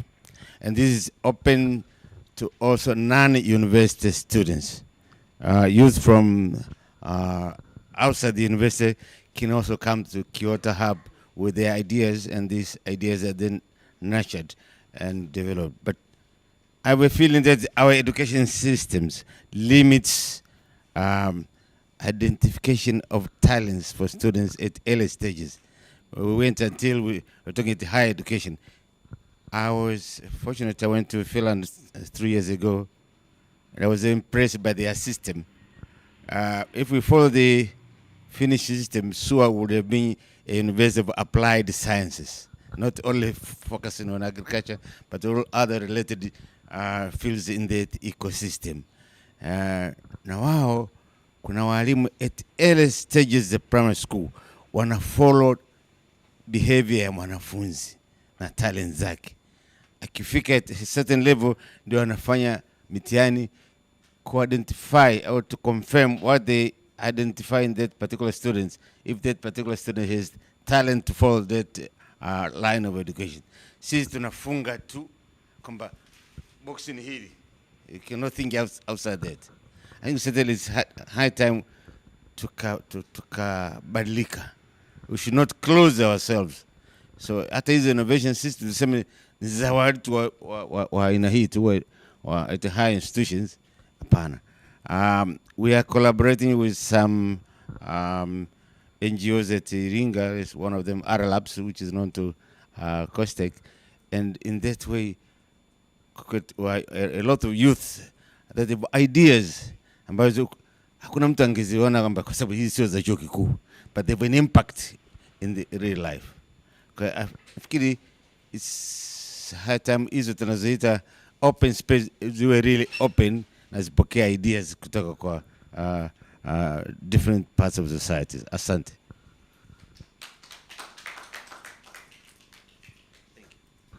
I think our rapporteurs captured that. I didn't introduce our two rapporteurs at the back, Dr. Andrew and Mr. Maro from Costec. I think they captured that valid point for all of us. Any more? Yes, sorry. You wanted to respond? Or you wanted to add?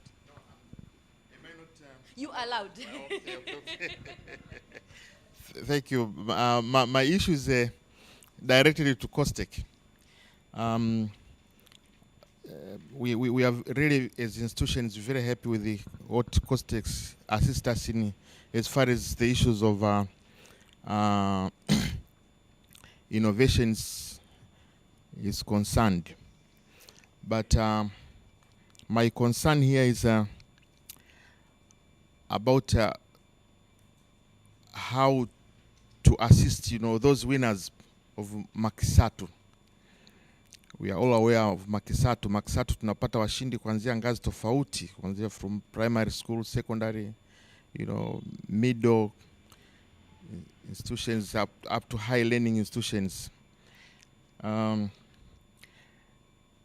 For example, last year sisi kama institution tumepata incubate team moja ambaye tumeambiwa tumpokee kwenye hub yetu na tumfanyie incubation. Nadhani watu wa Costec mko aware, kuna dada mmoja alitengeneza food formulation very very high nutritional content including omega 3. Asa kwa nia njema tu kasema bwana, kwa sababu huyu amegraduate Mandela na ameshinda maksatu akipitia Mandela, basi tunaomba Mandela muendelee kumsupport. Na tukaletewa kabisa na mkataba. But you know how much money did we get? It was 3 millions to incubate this students, I don't know, this innovator. But 3 millions, what are you going to use 3 millions to bring up, you know, and incubate it to a certain level which you can scale up and scale out his whole innovation. So much as the spirit is good, but we need to discuss on this one. It was a blessing kwamba this particular students whom I'm referring to was also applied for in our incubation center, and we accepted her. Otherwise tungechukua hizi milioni 3, labda tungechukua labda kisiasa tu, lakini tusingeweza tukafanya kitu chochote kwa milioni 3 huyu mtu unamtoa mbali. Kwanza ile gharama tu ya kuishi Arusha wakati wa kufanya incubation, hiyo milioni 3 kwanza haitoshi. Bado sasa unahitaji, you know, lot of inputs kwenye products yake, unahitaji kumlink, you know, with the big producers, commercials, na ni kutangaza kazi yake. That's nothing. Sasa mimi labda ningependa kuelewa kwamba COSTECH kwa nini wasichukue modo nyingine, unless yani kwa mfano wakachukua tu those best products, wakaamua kutenga hela nyingi kuliko kuchukua nyingi products nyingi alafu hela hazitoshi, alafu unatoa hela kama peanut kama hii. Yani there is no way you can incubate somebody with 3 million shillings. Sasa mimi labda kijana wangu Mliuka yuko hapa, anaweza kanisaidia. Nashukuru sana Prof kwa konsani ya jinsi tunavyoweza kuwawezesha washindi wa sayansi, teknolojia na ubunifu ambayo wanajulikana wanatokana na maksatu. Haya yote yanajikita kwenye malengo. Malengo mahususi ya maksatu ni kuibua wabunifu huko waliko, kama alivyotaja profesa kusema imechukua kuanzia shule za msingi huko hadi kufika vyuo vikuu. Na msemaji ambaye ametoka kumaliza kutoa comment kusema jamani, ubunifu tusianzie juu kule kwenye vyuo vikuu, tuanzie hata huku chini.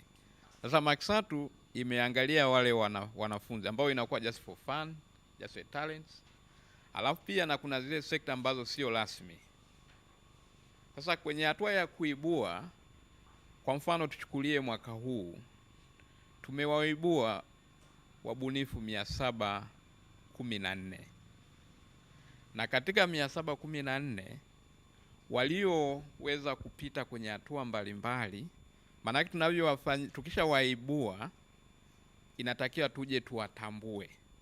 Na hatuwatambui kwa level ya taasisi, tunawatambua kwa level ya kitaifa. Ndio pale huwa tunakutana pale Dodoma, ili linakuwa ni wazi kabisa wa jamani wabunifu wetu. Sasa kwenye hatua hapa tunavyopita kwenye kuwatambua hapa, wanapita kwenye michakato ambayo ni ya kitaalamu, kuona kweli hapa kuna ubunifu wa kiteknolojia au wa kijamii. Kwa hiyo wale wanaopita wanafikia hatua ya maonyesho kwa kule Dodoma.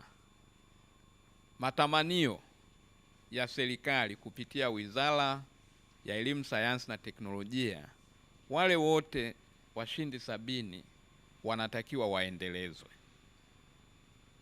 Tukubaliane, rasilimali fedha imekuwa ni finyu siku zote. Wale 70 wanatakiwa waendelezwe. Na wanaendelezwa na nani?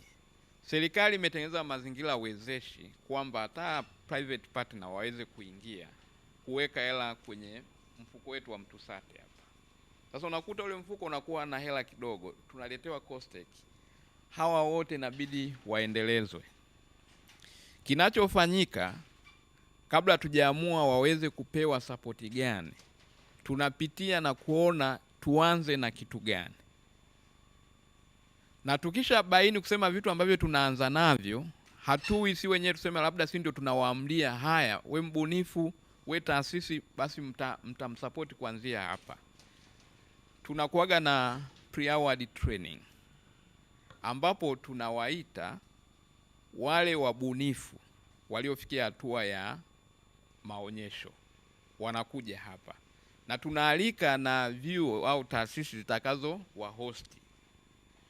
Lengo nini? Tunawafundisha kusema tutawapa ruzuku hii ruzuku lazima iwe na mahususi, inaenda kufanya nini. Ruzuku yenyewe ipo kidogo, kila moja inatakiwa apate. Hapo mnisikie, kila mmoja inabidi apate kati ya wale 70, lakini lazima apate kwa malengo mahususi, milestone iende ikakamilike. Kwa hiyo ikishafikia hiyo hatua, tunakaa tunajadiliana, mbunifu anapewa nafasi ya kuandaa milestone atakayoenda kuitekeleza inayoendana na fedha atakayopewa. Mbunifu anakuja naye na mategemeo makubwa. Huwa inakuwa inabidi tuanze kufanya na counseling. Mmekuja mmewawezesha, mnaambia maana anakuja anategemea atapewa yote. Lakini unaambia katika hatua hii nenda kafanye hatua hii, halafu tutaendelea kutafuta fedha tuone tunavyoendelea. Sasa kwa mfano kama aliyotolea ya huyu mbunifu wa Nelson Mandela, ile hela aliyokuwa amepewa ni kwa ajili ya masuala ya regulatory authority. Maana yake kabla ya kuendelea kufanya mbele, inatakiwa hizi regulatory authority ziwe zimeshafanya nini? Zimeshajiridhisha. Kwa ili angaliwa tu kusema hii itaweza kumsaidia akaenda TBS, akaenda wapi. Lakini sasa hawezi kufanya hivyo vitu unavyoenda kwenye regulatory authority, tayari lazima uwe kwenye host institution. Kwa hiyo amekuwa hosted pale.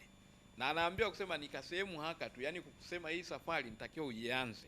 Ila sio kwamba inakuwa imekamilika.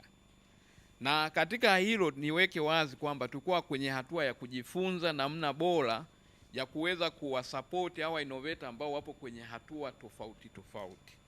Kama alivyosema Profesa hapa Luoga, tunakuja na best model ya kuweza kusupport, kuwaweka kwenye makundi tofauti. Mwaka huu tuliweka wazi kwa wizara mama kama hatutawasupport wote,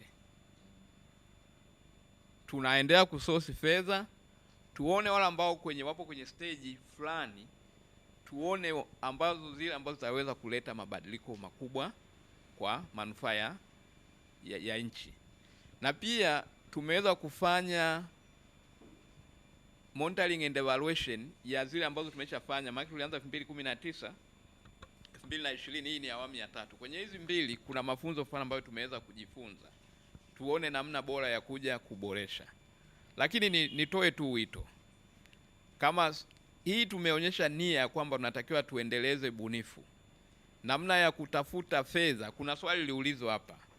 Nje ya COSTECH jamani, tunawezeje kupata fedha ili kuwezesha hao wabunifu?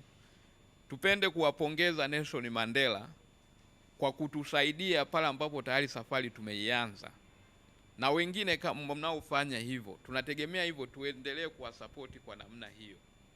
Kwa hiyo nafikiri nisiwe muongeaji peke yangu, maana ndani tuko wengine. Niombe na wengine wa COSTECH wanaweza kucompliment hapo kuhusiana na kwa nini wanakuwa wanapewa support hiyo kidogo. Ila point ya msingi ni kwamba tunaletea wale 70 wote nitakiwa tuwasupport, na hela inakuwa iko finyu, ila tunafanya kutafuta ni eneo fulani ambalo tuanze. Huwa nasema tuanze. Sasa hilo nafikiri labda kama wabunifu wetu wakienda kwenye host institution hawaliweki wazi, maana host institution sio zote huwa zinakuja. Ila zingekuwa zinakuja maana tungekuwa najadiliana pale kuona hiki kitu kinawezekana, kama hakiwezekani tu adjust namna gani ili tuweze kuanza. Asante. Asante sana. Last comment ya Dr. Mgumia, najua tuko nyuma muda. Asante sana. Kwanza labda na mimi nijaribu kusema tu kwamba I'm very proud kusikia achievement mlizopata, hasa katika kuweza kuanzisha na kuendeleza hizo intermediaries. Challenge ninayosema ni challenge ambazo zipo, sio mpya, na inabidi kuziangalia kwenda nazo kutokana na mahitaji. Nilikuwa nataka tu ni reflection kwenye zile kwa panelist. Mfano Amset aliongea challenge ya invention na innovation na kujua kama ni kitu kipya sio kitu kipya. Hiyo ni kwa ubunifu ni obvious, kwa sababu mbunifu anapokuja na kitu lazima aone kama chake kipya. Kwa hiyo tunachoki-advise kwenu ni kuweza ku-strengthen ile service ya patent search. Kwa sababu kwa technological innovation ni very easy kuweza kujua hii mpya au sio mpya. kwa sababu information ziko nyingi kwenye nani. Kwa hiyo ni strengthen ile section ya patent search. Kwa mtu anapokuja mtu na hizo complaints zake, mnamsaidia nyie au mnamuelekeza je kufanya, na mara moja atajua kwamba ni pia kitu, kwa sababu sisi tulivyokuwa na center yetu hapa, hiyo kitu ilikuwa na kutokea, lakini tulikuwa tuna solve very simple, kwa sababu anakuja na idea yake, unaambia bana search mwenyewe pale, anaona kama kitu sio kipya kabisa, kimeanisha hata miaka 20 iliyopita, anaondoka comfortable kwamba sasa anakwenda sio tena new invention, isipokuwa ni best practice of innovation ambayo na yeye inakubalika kuwa supported. Kwa hiyo ilikuwa ni advice tu. Na kwa wenzetu wa vyuo vya maendeleo ya jamii, nasema hivi kwa sababu tunapoongelea ecosystem tunaongelea kwamba yani lazima watu mkubaliane, yani we are not guided by the rules and regulations. Kwa ni vizuri sana kuhakikisha kwamba mnapokutana mbunifu mnaachana kwa kuelewana. Kwa hiyo mimi nafikiri nyinyi japokuwa mmeona mmepata challenge kwamba nyinyi mnaongelea kuhusu social science au social innovations, lakini ni vizuri sana kwa sababu ndio mmeanza hiyo center pale, mkapata perception ya users wenu wanasemaje. Mfano kama hii chuo cha hapa cha maendeleo hapa, wenyewe tulipowapelekea wazo hili walifanya study kabisa, a scientific study ya community yao yote, kusema kwamba je, sisi tunaanzisha hub, what do you expect from us? Kwa hiyo itawasaidia kujenga strategy ambayo mtawaridhisha na wao vile vile, kwa sababu kuwa na technological innovation haina maanisha kwamba uweze kumsaidia, kwa sababu yeye as expert kwenye nani bado una njia moja kumsaidia, sio lazima kwamba hiyo ndio unategemea, kwa sababu unaweza kutumia other institution wakaweza kuwasaidia, lakini lengo ni kwamba lazima yule umweze kumaddress, kwa sababu yuko kwenye community yako na wewe lazima umsaidie. Kwa nafikiri hiyo ni kitu muhimu sana. Na kwa upande wa Mandela, recently University of Lund, nafikiri mnafahamu Lund University ni very prominent katika innovation. Walifanya study moja kuhusiana na technology transfer office yao. Wakakuta kwamba out of more than 400 innovation au technology ambazo au patent ambazo zimeweza kutumika kutoka pale, only 30 zilipita kwa NTT office. Sasa sababu kubwa ilionekana kwamba wale innovators walikuwa na more relation na links na industry kuliko chuo. Kwa hiyo wakaona chuo hakitawasaidia chuo tegemea. Na kingine expertise. Waliona kwamba expertise iliyopo pale haiwezi kuwasaidia kile wanachokifanya. Kwa hiyo wakaona kwamba wao ni rahisi na ni much cheaper kwenda wenye direct kwa industry kuliko nani. Sasa hii nifikiri ni muhimu sana kwa as a strategy institution, kwa sababu namna mnaingia kuna nini kuweza kama how do you build your relation with the industry na expertise. Of universities zinachallenge kwamba kuajiriwa wanakaa kwenye unit mara moja, si kuna mara azunguke mara atoke, imekuwa ni challenge. Kwa hiyo ni kuwa na permanent staff na kwa capacity ambayo iko katika maeneo manani, na yenyewe nafikiri ni muhimu sana. Labda kwa marafiki yangu Karibolibo, of course nakubaliana na wewe, lakini nafikiri kitu ambacho tunaona mbona kinaweza kufanyika ni kufanya tunaita IPR strategy. Kwamba unapokuwa na IP lazima uweke strategy, uone kwamba je, do you need to protect it for, and how do you protect it for what? Ukiona kwamba haina nani then nani. Kwa hiyo strategy you can do strategy before application kufanya before application, lakini afterward ndio sasa hivi kama COSTECH tuna develop mwongozo wa kuweza kufanya intellectual IP audit. Is very important. Kwa sababu kama nilivyosema mwanzo kwamba kutokana na trend tunao sasa hivi sio ile intellectual property sio kwa ajili kwa zile ambazo zinaweza kuwa protected structurally. Zingine ni very much abstract ambazo sasa mfano kama relation whatever. Because there are so many assets, knowledge assets ambazo zinaweza sio captured na ina structure ndani yetu. Kwa hiyo tunatengeneza mwongozo wa kuweza kucapture all kind of knowledge assets ambazo ni valuable katika commercialization. Sasa ile inasaidia kuweza kuunpack kipi ukiprotect, kipi unaweza kukiputa kwa njia gani. Kwa hiyo nilikuwa nataka nishingie tu. Asante sana. Thank you. I think the last general question ambayo naona the first speaker hakujibiwa ni kuhusu whether staff are recognized for promotion and appraisals when they are involved in innovation. Does anyone want to take that? Najua liulizwa kwa Nelson Mandela, but any of our panelists wanataka kuchukua that. Do staff get acknowledged and promoted if they get involved in innovation? Ungetaka kulijibu? I think it wasn't clear. If you want to clarify. It wasn't clear. Jamani, hivi sikujibu swala la, nimelijibu vizuri sana.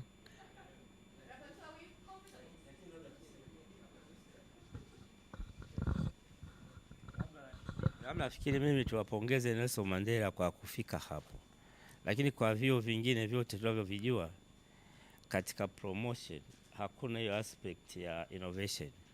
Ni publications basi, journal articles na vitabu. Kwa mambo innovation hakuna kabisa. Nafikiri ni kitu ambacho kama kitawekwa kama one of the criteria ni kizuri, lakini sikije haraka au si watu watapanda. Nasema hivyo kwa sababu kwa mazingira yaliyopo sasa, ukiweka kama innovations one of the criteria ni promotion kwa academic staff itakuwa ni ngumu sana, kwa sababu inategemea na areas. Kuna watu ambazo watu kwenye social sciences, pure history, ngeze say pure art. Kwa watu ambao wako kwenye basic sciences inaweza kusaidia. Kwa kama itawekwa katika kama among the criteria, nafikiri iwekwe ni either ni programs gani ambazo watu wanaweza kuwa promoted kwa njia hiyo. Kile vile vile nilikuwa nataka nirudishe na mimi swali kuhusu creation and innovation. Nilizungumza hapa, naona Ngumia hajanijibu. Ni kwamba we have our creations Open University. Nimesema Orex, nimesema Fight Track Systems and a lot of them. Branding, education technologies. Sasa swali letu ambalo bado natia ukakasi kwa sababu mambo ya IPR, patenting. Tutumie njia gani ili hizo innovations zetu ziwe recognized? Kwa mfano kwa Orex, the first one in the world. Hakuna mtu aliyeweza kufanya oral examination wakati wa kipindi cha COVID. Na ni nani nzuri sana ukiiona. Sasa tukichelewa watu wengine watachukua, itakuwa patented. Sisi bado tunabishana na TCU.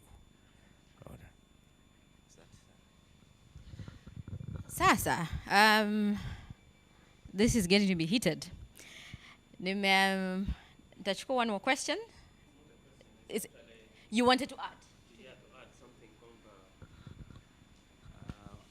Hata sisi pale University of Dar es Salaam tuna recognize patent kama kigezo cha mtu kupata promotion, na ina points nyingi tu sana. Kwa hiyo ukija na patent ambayo imekuwa registered kwa recognize office, unapata points za kutosha tu kukuwezesha kuhama kutoka ngazi moja kwenda nyingine. Kwa hiyo sio Nelson Mandela tu. Asante sana. Dr. Mgumia, I'm giving you 1 minute to sum up this kabla tuja stretch. So kusum up, labda nikujibu tu swali hilo na nijibu hilo swali rahisi tu kwamba kinachoangaliwa ni aina gani ya innovation inatoka protected. Kama hiyo unasema wewe, most likely itakuwa protected kutoka copyright. Kwa sababu ni mfumo wa kuweza kunani, ni kiasi cha ukienda kwenye nani pale KOSOTA wataregister kuonekana kama you first inventor, na watakwambia requirement gani uweze kudocument, kwa sababu copyright ni expression. Kwa how do you express your idea, then itakuwa kept pale na itakuwa iko protected. Na kama ni invention kwa ajili ambayo inatokea kwa industrial, kama ni patent, yenyewe yuko online. Ukienda kwa online ukisearch zile form requirement zote utapewa, unaanza kuandika apply, kisha apply, then unapata protection.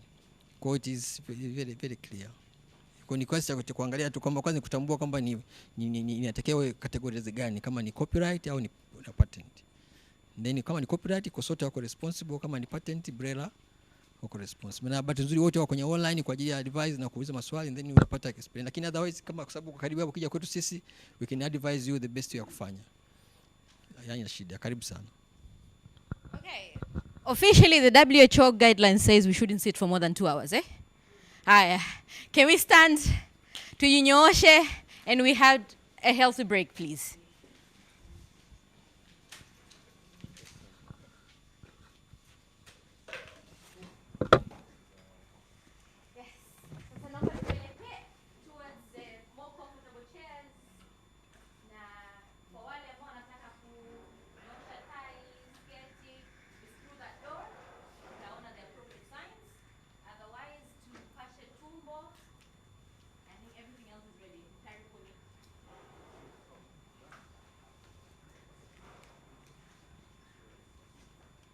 Carol, if you can come have a seat.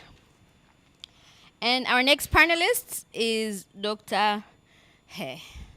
Melioki Lemayoni. Is he back? For some reason, I thought it's him. And then I'm looking for the bio. I should have printed this.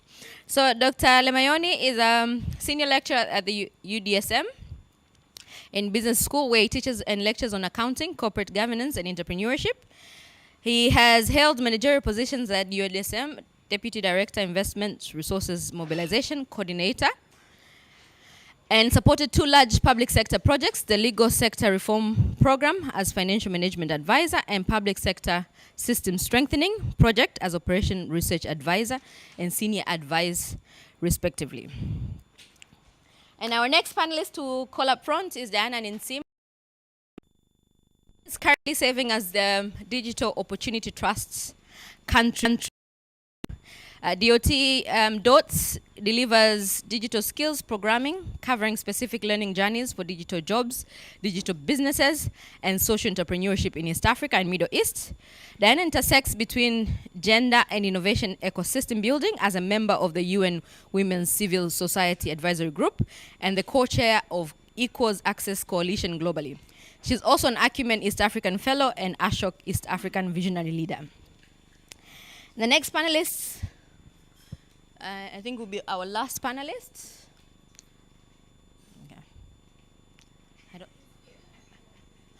Sorry, the mask. Because I was busy looking like is Mr. Jumanne Ntambalike, who is a Tanzanian-born entrepreneur and technologist. He's best known as for champion building stable innovation ecosystem in Africa. He's founder of Sahara Ventures, the parent company of Sahara Sparks Events, African largest event on innovation and technology entrepreneurship, Sahara Accelerator, a corporate-sponsored and venture-backed accelerator. Okay, karibuni panelists. Asanteni sana for having this. Our next panel focuses on, as we said, this is a collective skills of the innovation ecosystem up here, and we are hoping to hear from you on best advisors, on how management can support innovation spaces within the university. So I think I'll just go according to the list here. Brian has asked to go last, so I'll go with Carol first. I see, he just took the opportunity. He wants to save the best for last. Okay. Is there a question or is this like a free flow? It's a free flow. All right. 5 minutes. Okay, awesome. Kwanza nilikuwa naomba kuuliza, kwa nini tunatumia Kiingereza? Aha, okay. Sasa nimekuta kwamba ndo lugha elekezi tangia nimefika ikabidi niulize. Sawa. Basi habari za naenda mchana lakini habari za asubuhi bado. Kwa wakubwa zangu shikamoo, naona ni wengi tu. Mimi kwa jina naitwa Carol Ndosi, ni mwanzilishi mwenza na mkurugenzi wa taasisi isiyo ya serikali inaitwa The Launchpad Tanzania. Tangia 2017 tumekuwa tukijikita katika ujuzi na maarifa na kuchangia kubadilisha mfumo wa elimu. Kwa kati ya kazi zetu tofauti tuna program mbalimbali za skills development, employability skills, entrepreneurial skills, lakini pia tumeshiriki kuchangia the new National Education Curriculum Framework kupitia Tanzania Institute of Education kama external validators. Lakini pia tuna incubator yetu ambayo is an enterprise support organization inaitwa Maarifa Hub, ambayo tunatoa capacity building kwa SMEs na entrepreneurs na startups na kuwasaidia katika ile tunaita pipeline support ambayo naamini kwamba wengine wataiongelea pia. Kitu gani ambacho tunaweza tukafanya kusupport STI kwenye universities? Kwanza naomba niwapongeze panel iliyopita kwa sababu kwanza nimejifunza mengi sana kupitia hivi vyuo na kazi ambazo mnafanya. Sisi kama The Launchpad, kitu ambacho tunafanyaga au ambacho tumekiona, kwanza namba niseme sisi ndo tunawapokea vijana wenu wakiingia huko nje, hasa ambao wanatoka kwenye vyuo vikuu na hivi vyuo vingine. Na mara nyingi sana tukiwa tuna programs za skills development au labda ni incubation au accelerator program, unakuta kwamba hata wale ambao wana apply wengi ni wa kutoka Mandela, wengi wa kutoka SUA, wengi wa kutoka Iringa, Kiota Hub. Yani ni hawa ambao wanatoka vyuoni ambao wamepitia hii process. Kwa hiyo naomba nijikite katika kuangalia ni kitu gani ambacho tunaweza tukafanya kwa hili kundi, kwa sababu mimi eneo langu zaidi ni katika capacity building, kumsupport huyu innovator with capacity building mpaka afike sehemu kama Sahara Ventures ambayo ataweza kuunganishwa na watu ambao watakuwa wako tayari kuinvest in them. Kwa mimi kazi yangu ni kumtayarisha by the time anafika kwa Sahara Ventures yuko investor ready. Tatizo au changamoto kubwa sana ambayo tunaiona, na naomba nitaongelea kwa upande sio kwa vijana tu. Wakati nilivyokuwa nasikiliza panel niliuliza swali Twitter kwamba ni kitu gani ambacho kinaweza kufanyika vyuoni.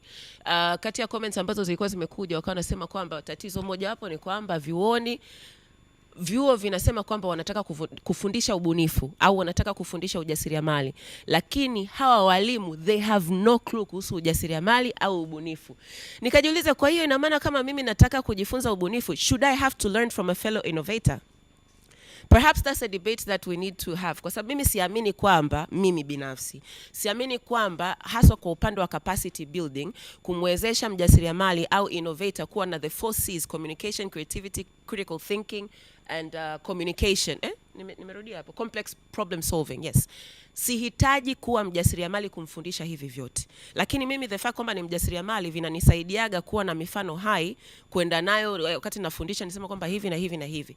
But should that be an area of focus perhaps that we can adopt kwenye vyuo ambavyo hata kama mna support hawa innovators, what kind of first hand experience ambayo wanaweza wakapata au first hand testimonials ambazo wanaweza wakapata kutoka kwa wabunifu ambao tayari wako sokoni, ambao wameweza kusuccessfully launch their products, waweze kuja kuongelea processes ambazo zipo. Na kama hatuwezi kupata hawa wabunifu, je, ni capacity building gani ambayo tunaweza tukawapa walimu, lecturers ambao wako vyuoni, in service training, hata kama sio technical, hata kama sio, what kind of capacity building can we give to the lecturers kumsupport huyu innovator kwamba anapokuwa chuoni kuanzia mwanzoni mpaka anafika labda mwaka wa 4 au mwaka wa 3, huyu mwalimu anaweza kwenda naye sawa. Nimependa sana mfano wa mzee wangu pale kutoka Iringa alivyokuwa anaongelea kuhusu Finnish education system na kusema kwamba wanaangalia mtoto kuanzia anavyoingia tu. Perhaps that's a model, kwa sababu nilichokuwa nacheka pia ni kwamba tangia tumeanza kuongelea kuhusu Finnish education system kwenye hii mikutano mpaka leo, kwa kweli nimekuwa nikusikia mfano siku nyingi sana, na ninajiuliza ni kitu gani ambacho tumekichukua mpaka leo tumekiimplement sikioni. Lakini haimaanishi kwamba hatuwezi kuanza sasa hivi. Sasa je, Mandela wanaweza waka-emulate the same example kwamba mtu akiingia chuoni mwaka wa kwanza tu anaanza kuwa tracked, by the time anafika mwaka wa 3 unajua kabisa kwamba huyu unaweza ukamsupport vipi? Je, hata kwa wale wa certificate, wale wa diploma kwa community colleges na vitu kama hivyo. Pipeline support, hilo ni swala la pili ambalo nilikuwa nataka kuongelea. Kitu ambacho ninashindwa kuelewa ni kwamba pamoja na mabadiliko mengi sana ambayo yako katika mfumo wa elimu na hata katika vyuo jinsi ambavyo zinaendesha program zake, bado tunapata vijana ambao wanaingia huku sokoni ambao hawana, yani sitaki kusema viwango, lakini perhaps ile exposure au niseme sio ni ule uwezo wa kufikiri au ile critical thinking ambayo inatakiwa kwenda nayo. Sina uhakika wa lakini uko wapi, lakini nikaa nafikiria kwamba je, what if, kwa sababu tukisema kwamba tuachie vyuo tu sidhani kama tutafika mbali. How can we now, and this I'll leave to the other panelists, sisi ambao tuko nje tunasaidiana vipi na vyuo?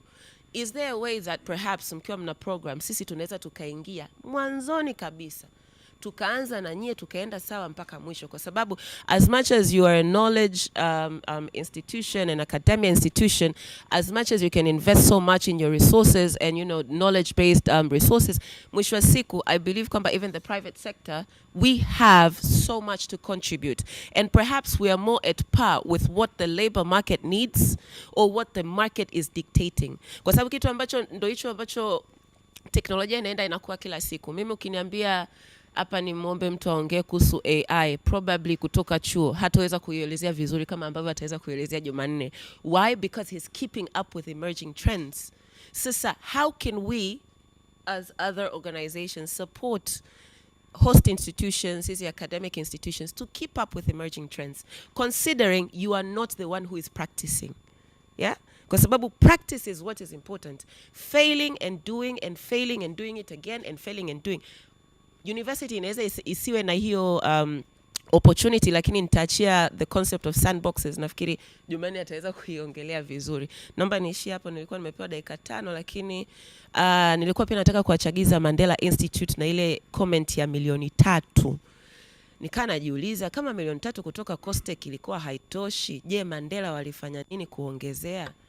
Kwa sababu kila siku tukisema tunabakia kuiangalia COSTECH, sawa, serikali inatoa funding, sawa, COSTECH is our institution ambayo tunatakiwa tuangalie, but I believe hata hizi institutions ambazo ziko humu ndani, you have alternative income revenue streams ambazo you can support this kind of innovations.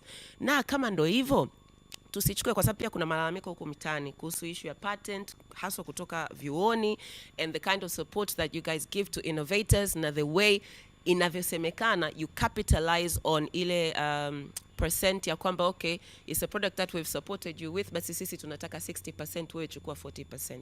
Kwa ninaomba pia kwa COSTECH kama wanaweza wakaangalia kama ni sera, kama tunatakiwa tu na bottom line policy ambayo ina dictate kabisa kwamba hata kama host institution imepewa hela, lakini inavyomsaidia, au hata kama ni patent ambayo host institution inamsaidia huyo innovator kuipata, kuwe na bottom line ambayo ina guide kabisa kwamba it's 60-40, maybe 60% to the innovator, 40% to huyu, or 30% to the institution and 70% to the innovator. Kwa sababu kwa kweli maneno ya huku mtaani sio mazuri when it comes to that particular issue. Inavunja moyo wengi ambao wanaamini kabisa kwamba nyie ndio kimbilio lao, mnaweza mkafanya mambo mengi na mnaweza mkawa support kwa mengi. Naomba niishie hapo. Kwa dada yangu Carol, she's an activist wherever you meet her. So napenda kumweka Dr. Meloki.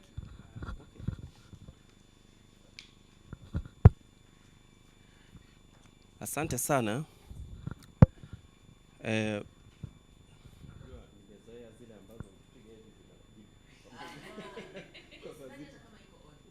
It's for YouTube.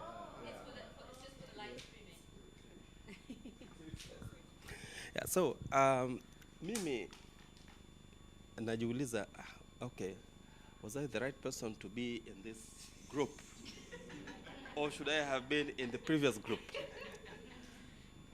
Kwa sababu experience nilionayo ni ya academia, jinsi ambavyo tuna support mambo ya innovation na entrepreneurship. Kwa hiyo labda nitakapoongea hapa nitaonekana kwamba naweza kuwa narudia ambayo walishasema wengine, lakini I hope haitakuwa hivyo. Kuna kitu mtakipata wakati nitakapokuwa ninaongea. Kwanza niseme tu kwa kutangulia kwamba kama wenzangu walivyotangulia kusema kwenye academics, tuna support innovation and entrepreneurship at the University of Dar es Salaam.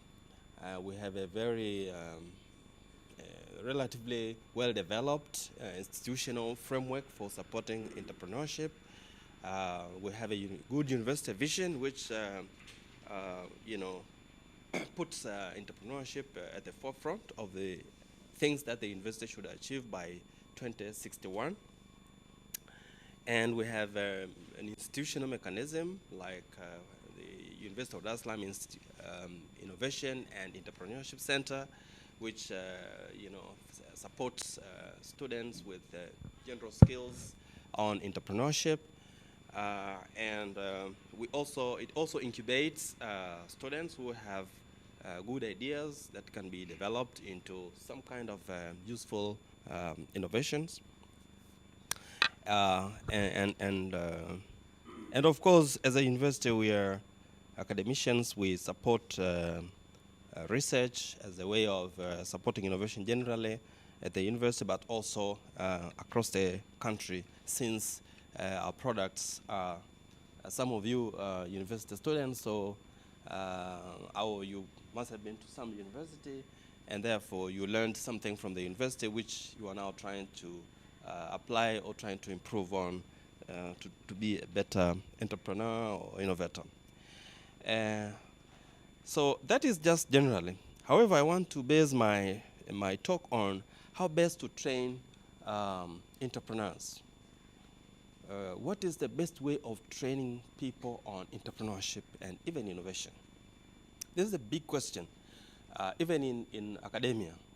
And there are different ways which have been tried, to train people on entrepreneurship. Now, fortunately, at the University of Dar es Salaam, we experimented with a program called STEP. The long form is you know the long form. Yeah. So, okay, don't forget about the long form, but call it STEP. But it's a program aimed at imparting entrepreneurship skills in students. And the program is actually very unique because it is an action-based entrepreneurship.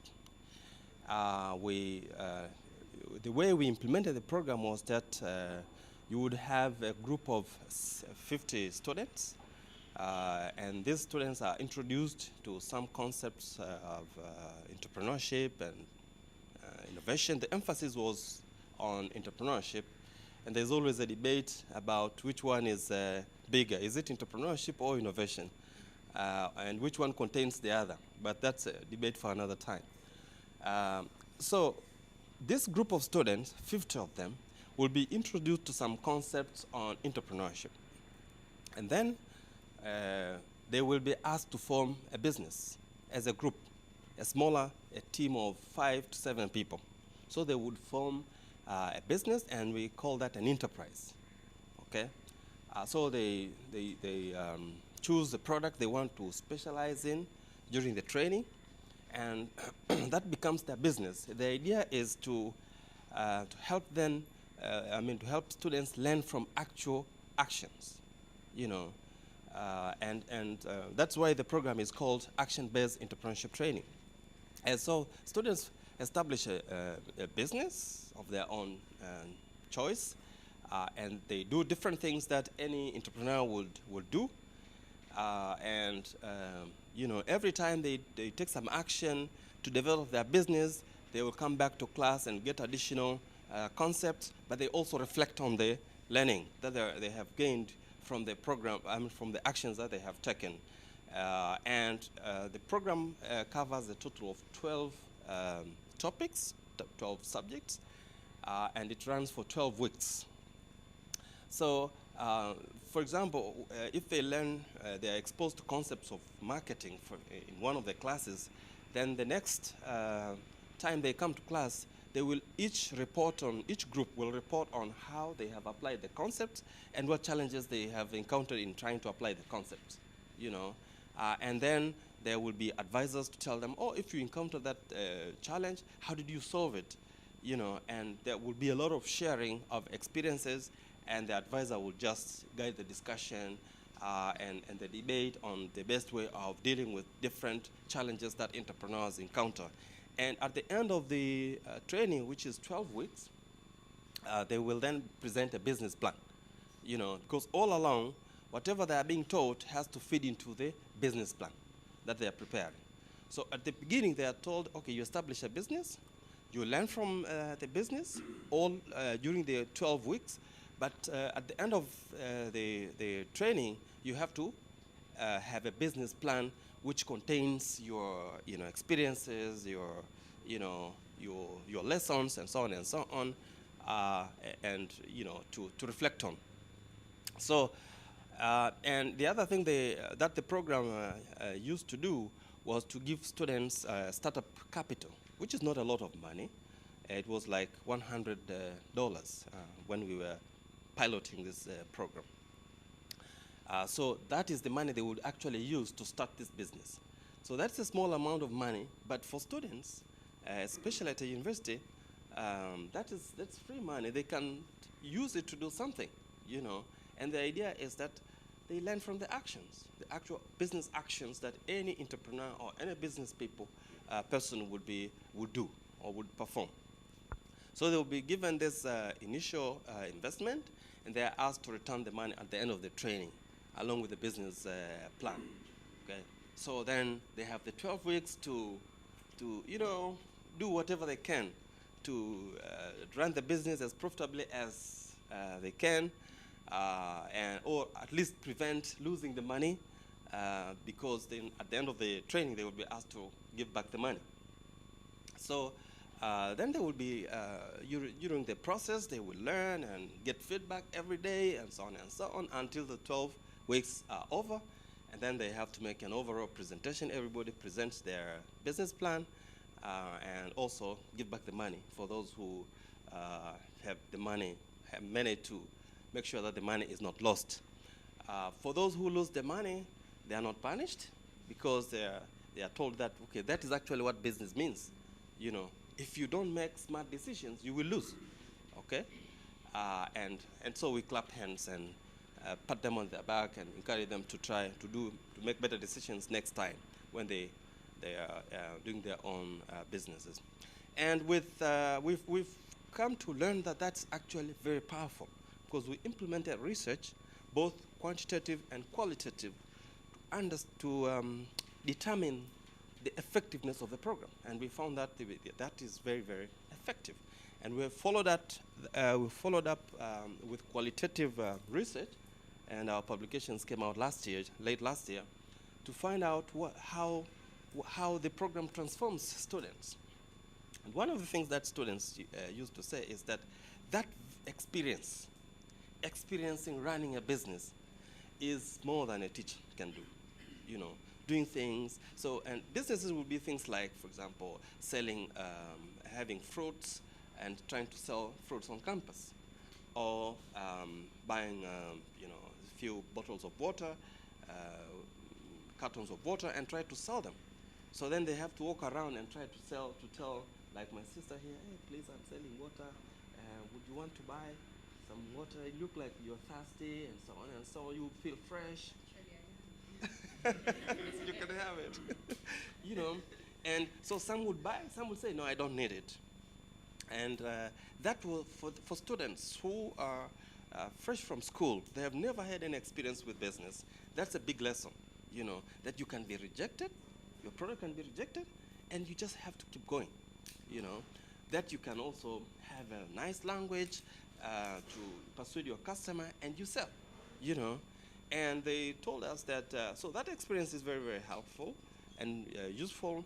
And some of them told me, because I was the person who conducted the interviews, they actually told me that, you know, I've forgotten many things that I learned at the university, but I still remember this step experience because I met real customers and we talked about their needs.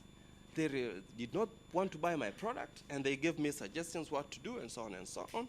And I'm still using that learning. That was something like 2 years after they finished their studies. Those who we've also found that the program works even for people who are employed, because you know, it changes their mindset really well, and it makes them act in a more manner because they learn actively. You know, they are not passive learners like, you know, the traditional way of giving students lectures and then asking them to give back the notes that you have given them at the end of the term. This one is like, this is it. You use it well, you succeed. You fail to use it, you know, sorry. You know, and recipients said that was very, very effective and helped them to think really like entrepreneurs, and also appreciate the fact that you have to innovate in practice to be able to survive in the market. And some students took their business plans and implemented them, those which were found to be fit, but others, of course, developed other business plans, developed businesses, and when we conducted this research, they actually told me that if it were not for STEP, you know, they could not figure out what would have happened to them, because the program really gave them what they needed. So action-based entrepreneurship, action-based training is very effective for entrepreneurship training.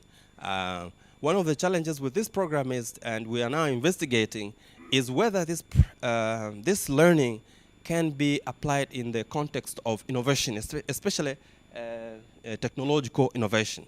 We are still conducting research on that subject, and next time when you invite me, maybe I'll have the results to share. Thank you very much. Thank you so much. It was so interesting that I forgot the time. But thank you. And maybe a point of, I think we owe University of Iringa an explanation. They have implemented some finished education systems that are working for them. So I think as a point of correction, so they're all right. They have the entrepreneurship, sorry, what's the official title? The bachelor's. Yeah, so you actually have to have a business, a successful business to graduate. It's one of the finished products that are brought across. Yes, but thank you again for STEP. I think, again, addition, entrepreneurship and innovations, we all hope the innovations are entrepreneurial. Yes. We all hope the innovations are entrepreneurial. Okay, Diana Karibu, so I think you can say, and also please make sure that you advise how top management can support innovation spaces. Okay, thank you. And so just to reaffirm you that you're in the right panel. Because what you just spoke is an actual case study, and I think we need to hear more of these. I'm also glad that I've gone before Jumane, who could have preempted me, because Caro slashed out 90% of my list already. So, nimekuwai, I'm happy. Yeah, but just, we've been working and partnering with the University of Dar es Salaam Entrepreneurship Innovation Center, and it's been quite a beautiful journey to see the process that UDEC has gone through. Also in its willingness to bring on board the different ecosystem players who are equipped in the different fields. I think they've opened up the center for partnerships, and that's what I think has made it work. So when you know as a center that you're not a one-size-fits-all, by all means, you might have the knowledge, but maybe other partners could come and add more knowledge, then I think then you set yourself up for success. So they have allowed us as DOT to come in, provide additional training. They have allowed other institutions to come in and add up and build up, and they're onto something big.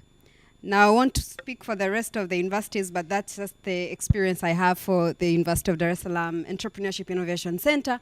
But they've also been pretty consistent in their annual innovation challenges, which I attended one a few weeks ago, where they actually do allow students to form groups, and then they innovate around an idea. They also award some seed funding at the end of the day. So UDEC is going to pay me for that advert.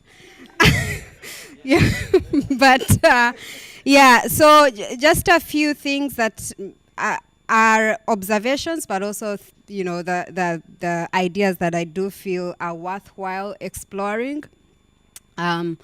One is around the curriculum development. We've seen a trend of more universities coming in and wanting to set something in place around entrepreneurship training. They are becoming more and more deliberate. We attended a workshop, I think 2 months ago, for validation. Which college was that? Tumaini? I think it was Tumaini. There is an appetite to include curriculum for entrepreneurship and innovation, and so that's steady. So it's good. I also appreciate that some universities have already started to apply practical skills training, such as through the STEP, and that's the way of working, problem-based learning. Not more notes, more notes, more notes. But if it's about a curriculum for entrepreneurship and innovation, then it should be 80% field, practical, and 20% in class. Absorbing, because it's more of interaction in the field, allowing yourself to practice, to meet customers, to learn, to fail, to come back, consult, and go back. because a business does not operate internally, it operates externally. So if you take away the most time that the entrepreneur or student is supposed to be out interacting with actual customers, and spend it in class learning and absorbing, that becomes a challenge. I also want to challenge around long-term projects. Most of the projects created in universities are just that, for universities. They don't go out. So the mindset in the creation of those projects, is it around business models, very strong business models that outlive their time at the university so that when they go out there in the communities, they still survive and thrive? Or is it just for checking off a box that they've done a community project and it's up there? For most of them, they're going to die in the university shelves. So how do we make them long-term projects from the design, from the get-go, for that? I think it's also equally important who is doing the training. Who is doing the training? So, most people came in here today, but who is doing the training is very, very critical. Most of us are risk averse. The minute a young entrepreneur comes through with something, you're like, are you sure it's going to work? Where have you heard about that before? So who is doing the training? Are they that daring? Are they willing to also allow this person to take risks and fail, and it's okay for them to fail? But also, do they catch up with the trends? Whoever is doing the training, we're speaking about artificial intelligence, fourth industrial revolution, Bitcoin, all these things that are really, really applicable in the current entrepreneurial and innovation space. Whoever is doing the training, if they're not keeping themselves relevant, then it's hard to cultivate that mindset of thinking along what's trending for university students. And then the other one is around creating space for open exploration, and I think he already spoke about that. Innovation is about craziness and being daring and being out there and trying a lot of new things.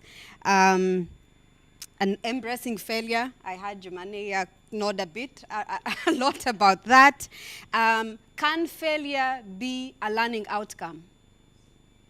In very many ways you critique and say, hey, you failed, but can it be an intentional learning outcome? We're starting out a project, but one of the learning outcomes is failure, and we're okay with it. How do we learn and move forward? And then the other one is exchanges and pipeline. You spoke about the pipeline, but I really do want to acknowledge mentorship capital. You see, we're speaking to innovators last week and asking them, what made you succeed? Or not even succeeding, but what supported you the most in your journey? And for them, it was about the mentorship capital. The mentorship capital, not that anyone can provide that, but some people who have entrepreneurial lived experiences. I've ever fired and hired someone, and so this is how I think you can go through it. Not someone who's just having it by the books, that this is how the book says you can hire and fire. But I've actually been through that process. So that mentorship capital, which is experience-based, experience lived best, I think is going to really open up doors a lot. And then the value chain. How do the universities integrate themselves within the wider ecosystem? Now, you know that through the university, that's a starting point, but do you know where these learners are going to go beyond the university? Can you connect the dots? The existent accelerators, incubators, hubs, how are you collaborating within that space to make sure that the value chain is complete? He wrote an entire article about it, so I'll let him speak about it and pass on the mic. Thank you.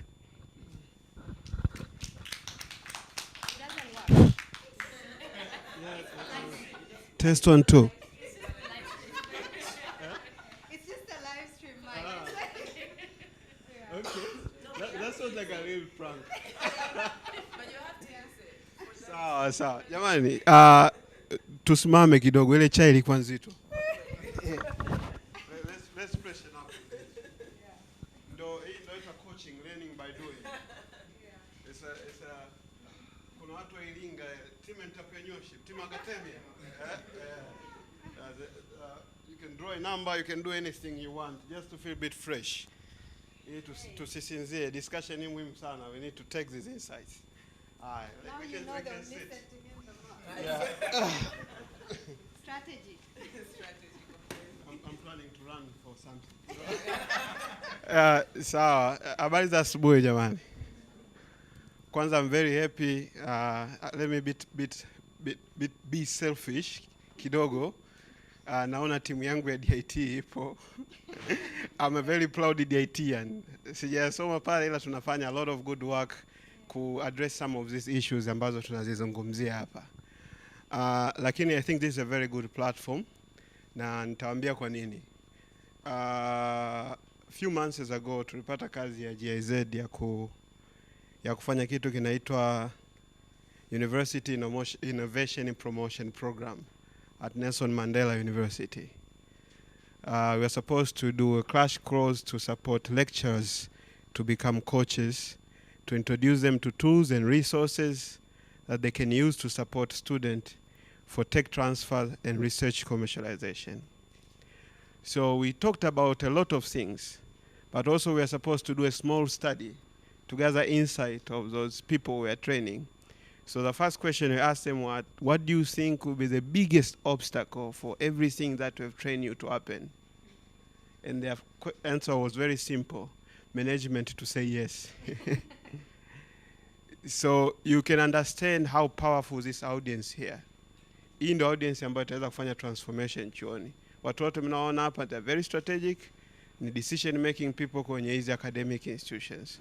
Kwa huku chini ma lectures na watendaji wengine wanawezekana wakawa na passion, wakawa na interest, lakini kama top management haiko tayari kusupport au inaona anachokifanya ni kama utoto tu na nini, it's very difficult for them to reach anywhere strategically.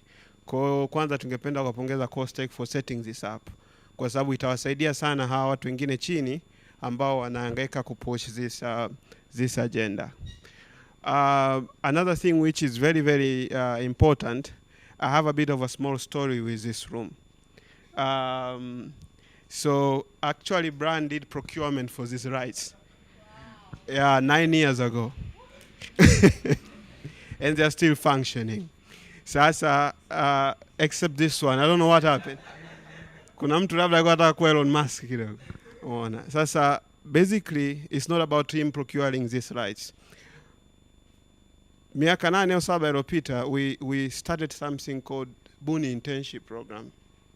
And what with Buni Internship Program, what we are looking to do was to actually bridge the gap between university and the industry. We wanted to replicate a model we saw in Finland called Demola concept. And the way Demola concept, the way it was working is that a private company like Nokia comes up with a problem. They say this is a problem we are facing within our company. And then they approach academic institutions. Let's say they approach Aalto University. And they talk to Aalto University and say, this is a problem we are facing at Nokia. And then Aalto University provide one academician, one lecturer, one researcher with a group of students to work on that specific project. So that researcher and the group of students, they will work with a representative from Nokia in a span of 8 to 9 weeks, and then they'll come up with a solution. Once they come up with a solution, the intellectual ownership, that intangible asset component of that idea ambayo kwa nafanyia kazi, is going to be splitted into 3. A portion of it itakuwa owned in a private company, a portion of it is owned by the student, and a portion of it is owned by the academic institution. That's why most of the European and US university own a lot of patents, which makes them get a lot of money whenever a business is being sold or an investor is exiting. So we wanted to do that same model in Tanzania. Kwa hiyo tukaenda partner na Kinu, tukaanza kuhangaika Coca-Cola, sijui Pepsi, wana mna matatizo gani? Wanafunzi kwaje kusolve? Kwanza ukiongea na mtu anacheka kwanza. Wanafunzi wa kibongo watatue tatizo langu. So that was the perception from the industry. Lakini at the same time deep down you also know. Kweli mwanafunzi wa kibongo atatue issue uloisikia. Na ukienda huku chuoni pia wanasema okay, kwani tunapata nini baada ya program? Naambia bwana, you will have ownership, co-ownership of the intellectual property. Like, are they not paying? So eventually replicating the model didn't work so well. Ila mimi na bwana Brian hatukukata tamaa. So we said, let's hack the model project. We hacked it and we come up with something called internship program. Cutting a long story short, we did the internship program, which was a 9-week program to help students move from idea to MVP, minimum viable product, in a period of 9 weeks. And after those 9 weeks, you have 3 options.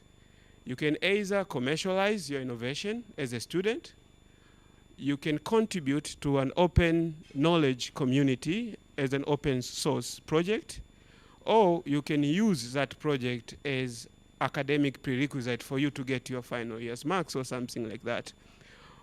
We did that project with more than 600 students. We had more than 40 projects. Most of innovators that you are seeing right now in